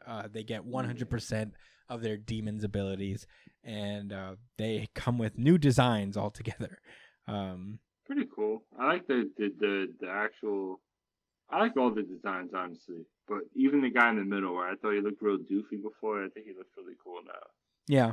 Although I do think scar on his chest, or is that like a clock type of situation? No, that's a scar on his chest from, I guess, when Asta did the thing there. Hold that. Right. Hold it. But yeah, don't forget about that one. He's real cocky now, where he's just like, sorry to disturb you while you're lying down, but come fight me a little bit longer. And he just like machine guns him with mana, I guess. Vanica is like, boy, are you a meanie or what? I like you so much, and still you want to come with me? And I guess they're gonna fight some more. Is kind of holding off Zenon's attacks, and yeah, he's still not that vexed. He's like, this is a bad situation, but I'm still So yeah, still Noct he just noticed that he powered up. That's all. So he happened to power up. Yeah. Wow. He's like, well, whatever. He felt the damage I did to him. Yeah. I mean, like, I was so much stronger than him before, so we must be at least like evenly matched now, maybe. Yeah, give or take. Yeah. Nick says your victory was just a fragile, fleeting dream. Talking shit, dude. That's what it seems like. But you was talking all that shit, and you had help from Big Boy Devil. So yeah, this is Isaiah Thomas talking to Michael Jordan here. Just all right. Slow down. But yeah, Noct's mind is going to mile a minute because he's just like, fuck, I gotta take down Morris. But you know what? These demons aren't gonna let me get. Exclamation point. Yeah. Whoa. What's the next move? Yeah, I can't leave because these demons aren't going to let me do it. Shit has hit the ceiling fan, man. In all types of ways. Oh, man, they cheated so hard. Bro. They cheated so hard. They said they opened the gate. The demons is in the town. These two niggas is wilding for respect. This weirdo science guy is down there making shit even worse as the moment passes. And Blue Mead's scared. Yeah. He's like the only... terrified. He said the only thing that can help us is, and he gets a little flash of Asta, and then he just looks at Plumede, who's shivering, has the nerve to look at that scared Plumede and then ask him, Plumede, die with me. Plumede's like, fuck out of here. You think they show us what happens next, but I'm pretty sure he's split. Yeah. I don't know about that. He said, to those two guys? He said, goodbye. I'm going back to Klepoth. Meanwhile, back at the Clover Kingdom, the clouds start to split, and this pair of legs starts descending from the heavens. Ooh. And down comes, I guess this is that big demon thing. I'm not going to lie. This last part of the chapter was really like, I don't know, I think they did a really good job at capturing this. It could have been done a little bit differently, but just imagine being a kid outside playing, chilling, and you see all these storm clouds forming, and you're thinking, all right, worst case scenario, damn, it's going to be one hell of a storm. Damn, it's raining. Inside. Nigga, you're like, what's that? Bro, you see just a pair of feet just coming down. And And then when it's all said and done, this nigga's just there on top of that hill, looking down at the little town/city. Yeah, the height of this thing is bad enough. Terror. The height of this thing is bad enough, but then you see its face. It's all dark and. Oh man, it just looks. Yeah, it looks like it's ready to kill everything. It's like, hello. Nothing good about it. Yeah. I've come to murk you, and everybody's like, here for slaughter. Yeah, and it's like, is that a demon? But fear not, because the last couple panels we see Lieb and Asta in that weird cave thing training. He seems to be done with his training, and that's where the chapter ends. I don't think Asta's going to come into battle right away. I think the remaining Black Bulls that stayed in the Clover Kingdom are probably going to fight this thing first. Oh, yeah. And then Asta's going to come in like for the final blow. Yami number 0. Yeah. I mean, very fun chapter. They're going to use his ass as a fucking sandbag to show everybody's new techniques. It's going to be lit. Yeah. He's just going to sponge all these hits. Yeah. He's going to finish him off. He's going to take all these attacks that everybody learned in 3 days and that are now significantly stronger than they used to be. But yeah, I did enjoy this chapter quite a bit. I like that the stakes are raising. I have. It was my third favorite chapter. It was in the top 3. Yeah, I'm excited because I think the niche that Black Clover seems to be satisfying is just kind of like the fun one-on-one type battle manga that we wish some of the other series are doing, where everybody gets their fight and everybody has these cool moments, it's cool action left and right, and that's okay. That's okay to have around. It is cool. Black Clover does it well enough, and you can kind of see the passion. You could tell he really likes this story that he's drawing, and he's having a lot of fun doing it. And the art, it continues to be good as pretty much all these other series. Faux show, but it is, I believe, time to randomize. Dr. Stone. Oh yeah, that's the one I said was going to be first, and now it's the second to last. Yeah, this is Dr. Stone, chapter 183, Stone Sanctuary.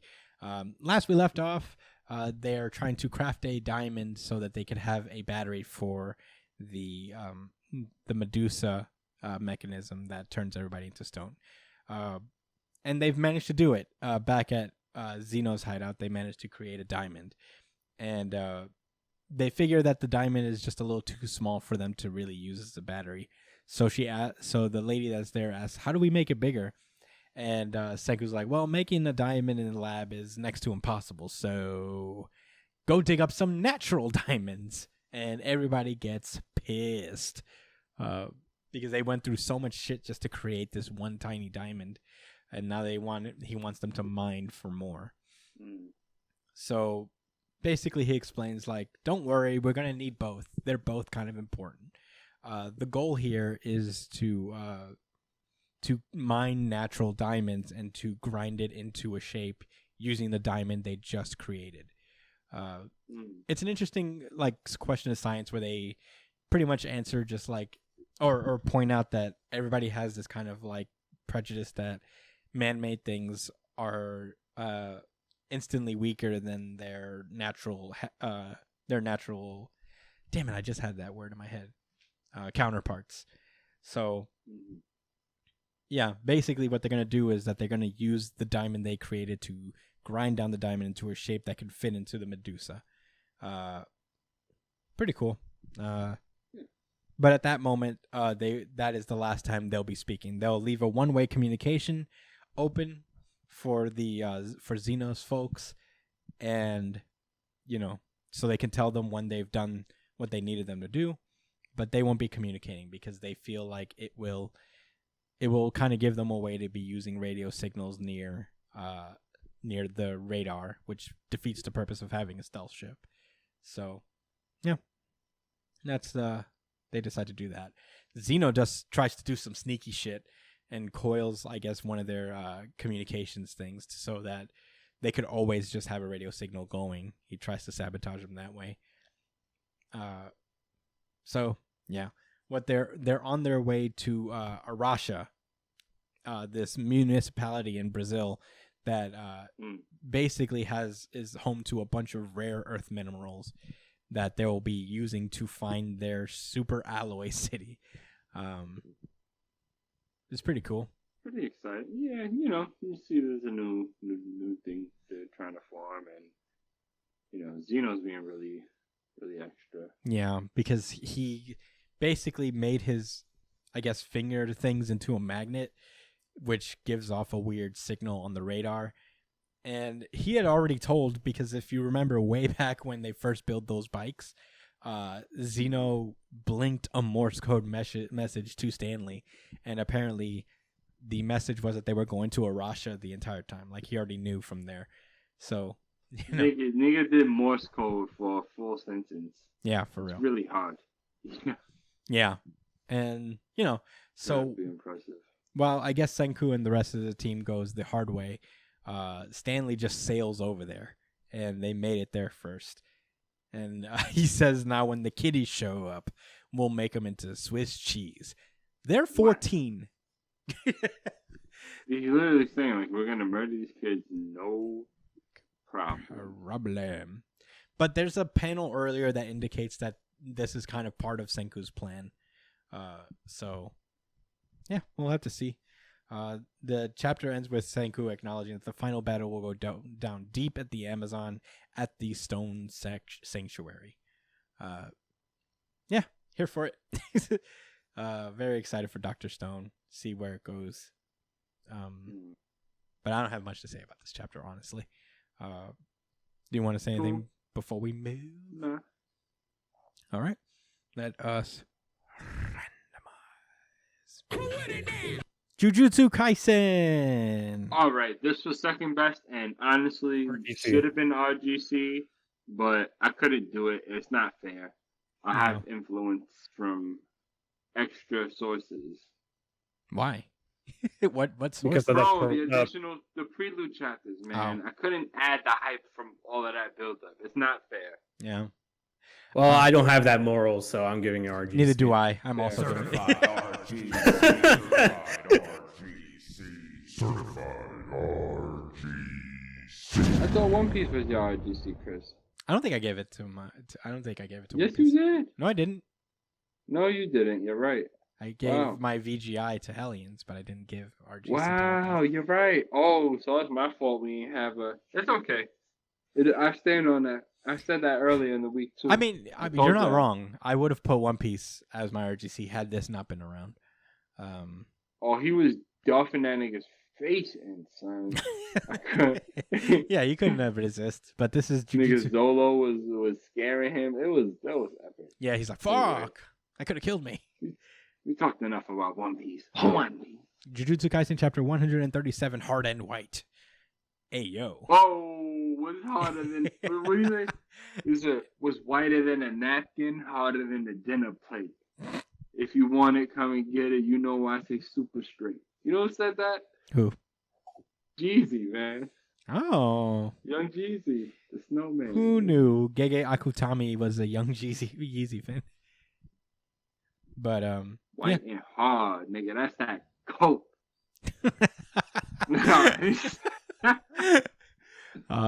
Last we left off, Geto summoned a ton of fucking curses to attack everybody. And this chapter picks up seemingly several days after. Japan is a fucking no man's land at this point. Definitely this part of Japan, but shit ain't looking good for the yeah. part of the country. Look at this whole dead zone. Where was that? Shibuya? Yeah, Shibuya. Okay, so apparently this issue has branched out from Shibuya into the rest of Japan, and the first few pages are actually just like, I guess, the people or politicians trying to figure out what to even fucking do with this. They don't know. They figure that military intervention will come, and they're scared of that, and they don't know what to do. They don't know about. They're debating revealing the existence of curses to outer countries, and they're not very happy about that. Shit's bad. Point. I'm trying to say. We open up to this kid who is just kind of eating scraps in this store when this fucking like pale figure. Oh man, just fucking emerges.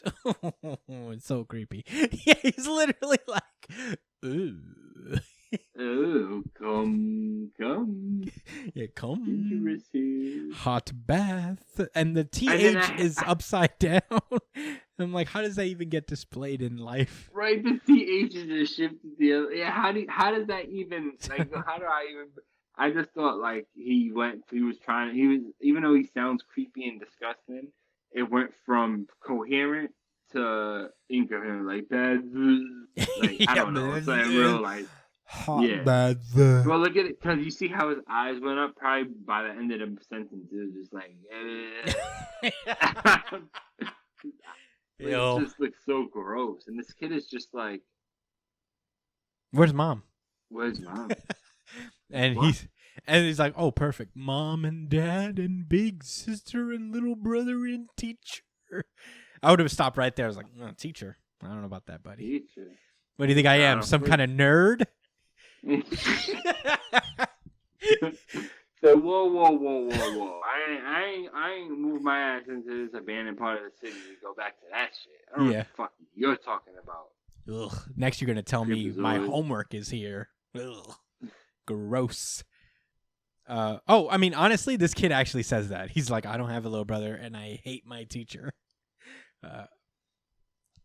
And this thing just repeats after her or him.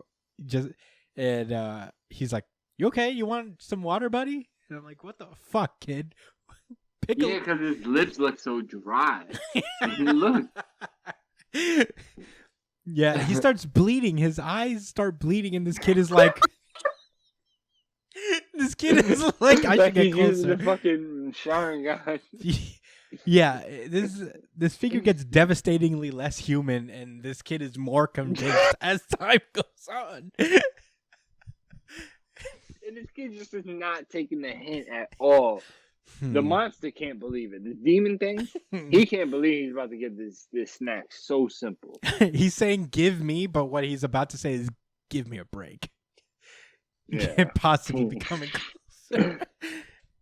Too easy, but yeah, so the kid comes out and this fucking curse is right there just about to chomp him. This kid is like, oh fuck, bad decision. Yeah, it has like that thing. What do you call that? Those fishes with the light. I don't know what they're called. Anglerfish. Anglerfish? Let me confirm. Anglerfish, I believe. Yeah. They have the light and they have the teeth. It's an angler. Yeah, it's an anglerfish. Oh, okay. Yeah, that's basically what it looks like. It's an anglerfish demon, but instead of a light at the end, it's a weird, creepy, doesn't even look like a human. I mean, I guess, look. It has hair and stuff. It didn't have hair in the last couple chapters. Yeah, what the fuck, bro? Come on, man. You're making us feel like this kid is halfway retarded and deserves this death. I still think that. Meanwhile, there's a perfectly good reason. Well, but yeah, by the way it was talking, but still. Yeah. So, yeah, the bath upside down? Come on, man. So this fucking anglerfish demon just like, psych! Just pull this thing away. And the kid is like, fuck. And that's when a man with a katana just comes down and just shatters the earth with the stab he delivers to this fucking anglerfish demon. And he just gets up like, sorry, did I scare you? Are you hurt? And he tries to like kind of figure out where this kid belongs and where it comes from. And he's like, you walked a lot, huh? You did a good job. And as the anglerfish is like coming right at him, the very next panel, thing just disappears, explodes. Yep. Yeah. Like it's as if Kuma from One Piece was like, no. Or Law from One Piece said, Chambers. Saved them and said, I didn't need you to tell me nothing. I knew to do this. I'm my own captain. Yeah. But yeah, this thing explodes and he says, Rika, please try not to overdo it. And I guess we should get we find out that this person is, of course, Okotsu. And for those of you who haven't read the prequel chapters for Jujutsu Kaisen, like we just did over the weekend. Oh man, you guys missing the fuck out. I mean, I think he's a pretty dope character anyway.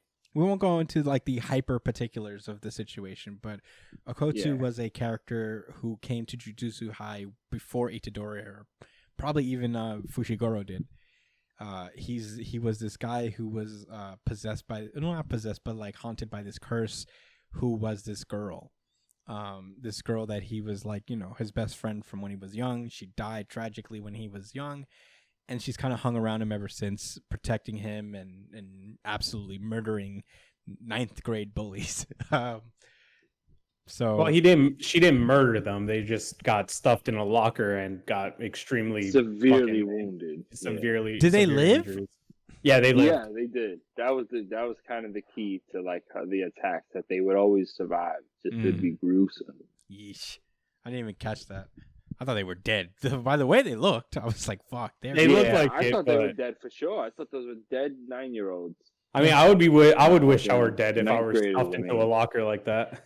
Yeah, for sure. But the interesting thing about this is that Rika's story kind of gets resolved by the end of these prequel chapters. There are 4 about 50-page prequel chapters or so.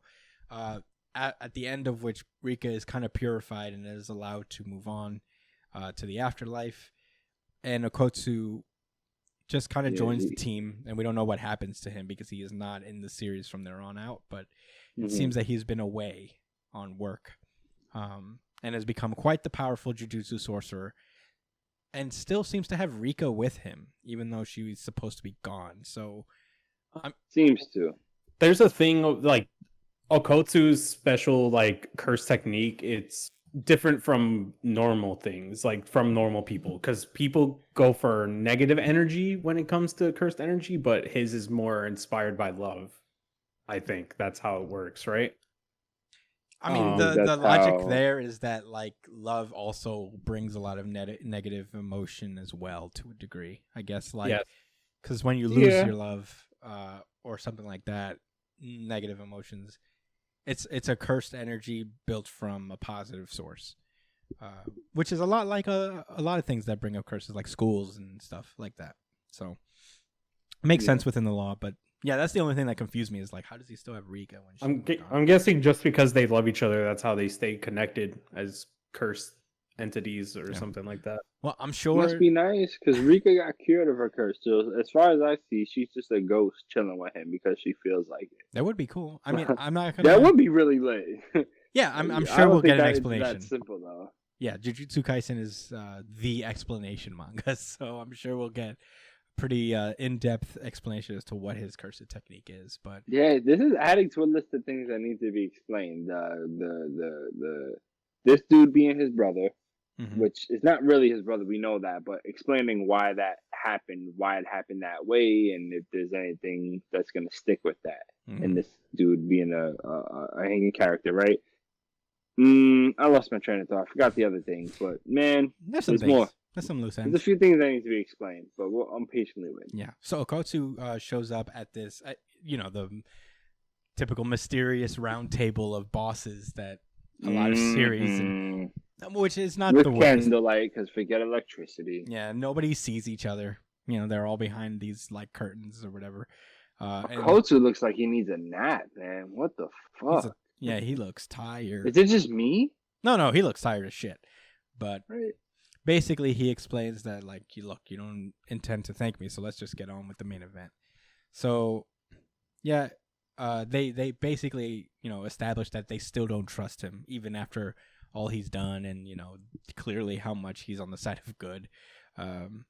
So basically he explains that I don't care if he's Master Gojo's pupil. He cut off Inumaki's arm in Shibuya. Inumaki is the sorcerer with the sound cursed technique who he was close with when he went to Jujutsu High. So he's got personal beef, and he states loud and clear, I will kill Yuji Itadori myself. Good luck. Yeah, dude. It's going to be wild. And the chapter ends with kind of like an explanation thing, as kind of Jujutsu Kaisen does every now and then, where they explain.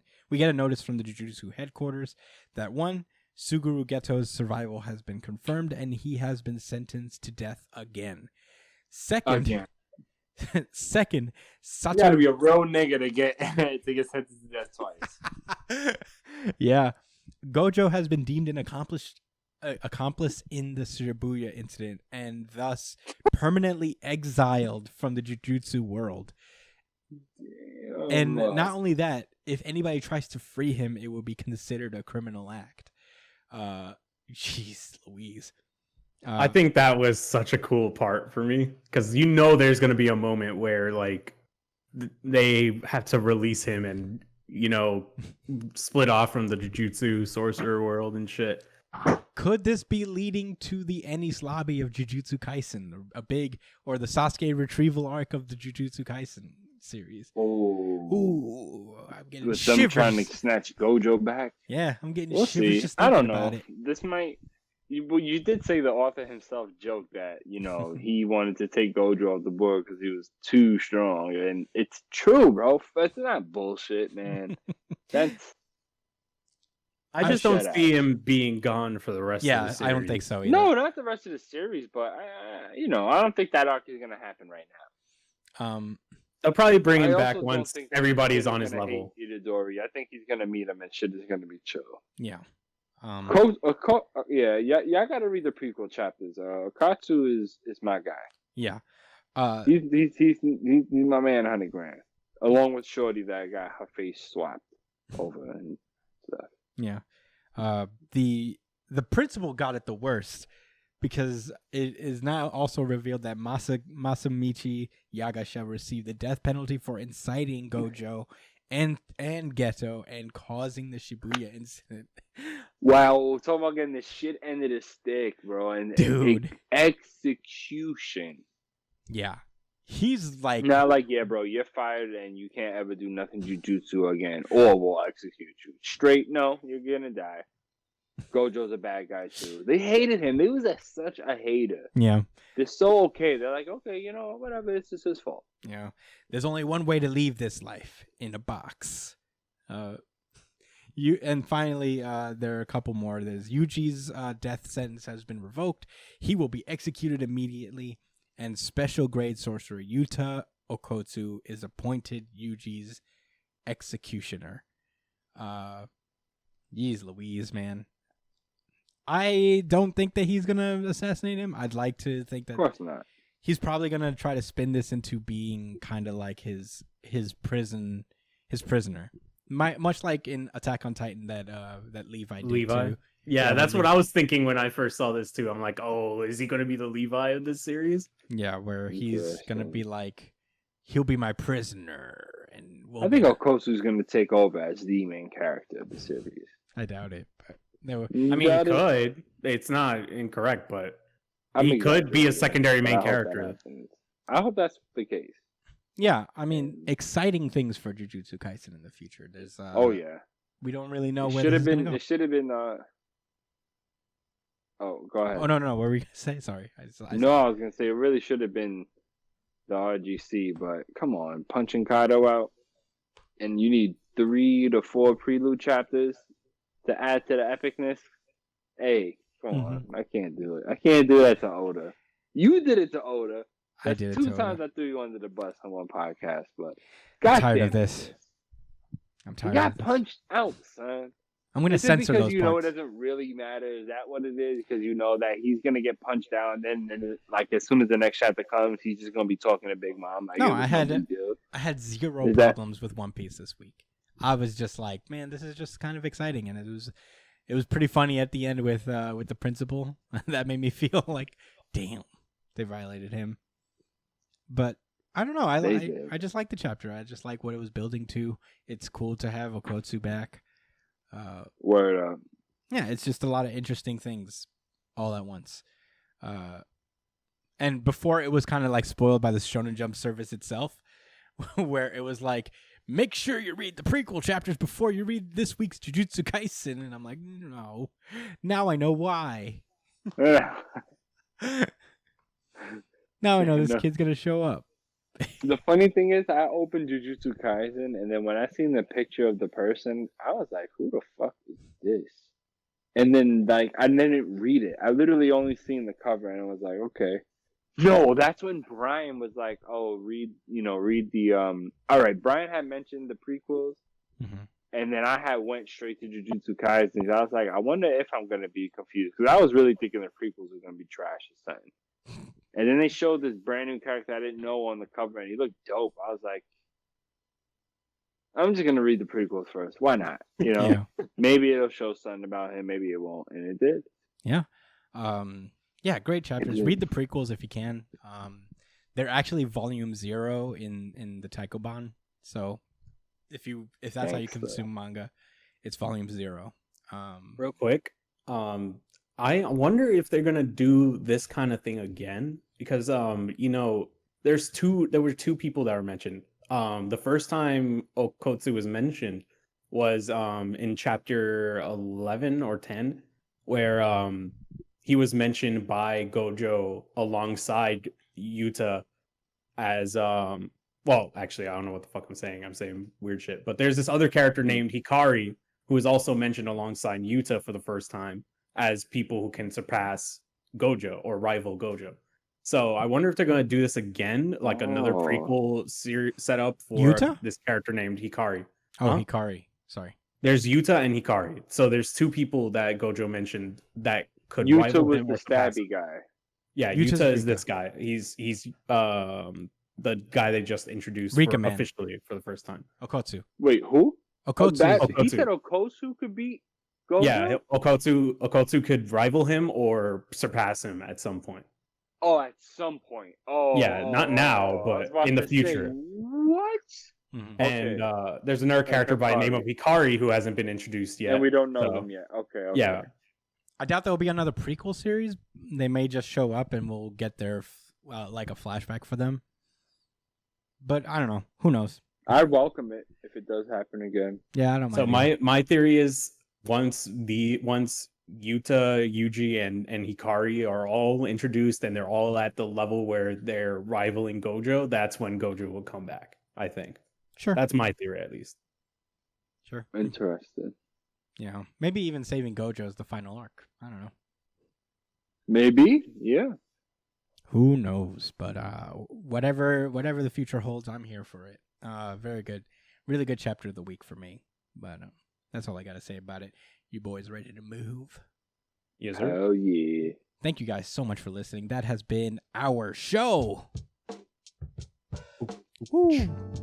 Big old boy of a show this week. But thank you guys so much for listening. You could find me at the Chris Espinal, at b.esp on Twitter and Instagram. Joshua Cole at JDCole_37 on Instagram. Follow the show itself at New Jump City. Participate in the audience RGC poll every Sunday. Follow our theme song guy at drum_foo. Email us at newjumpcitypod@gmail.com with any questions, suggestions, anything you guys want to talk to us about. Leave us a comment if you like us. Like the video that you're watching. Subscribe. Tell the people about the show. Share it. Leave some reviews on iTunes. It really helps us, those reviews. They get us like on iTunes' algorithm. Helps us get found a little easier. Grow our audience a little bit. It would be very much appreciated if we could build our nerdy little city. But thank you guys so much for listening. And stay safe, New Jump citizens. Peace out.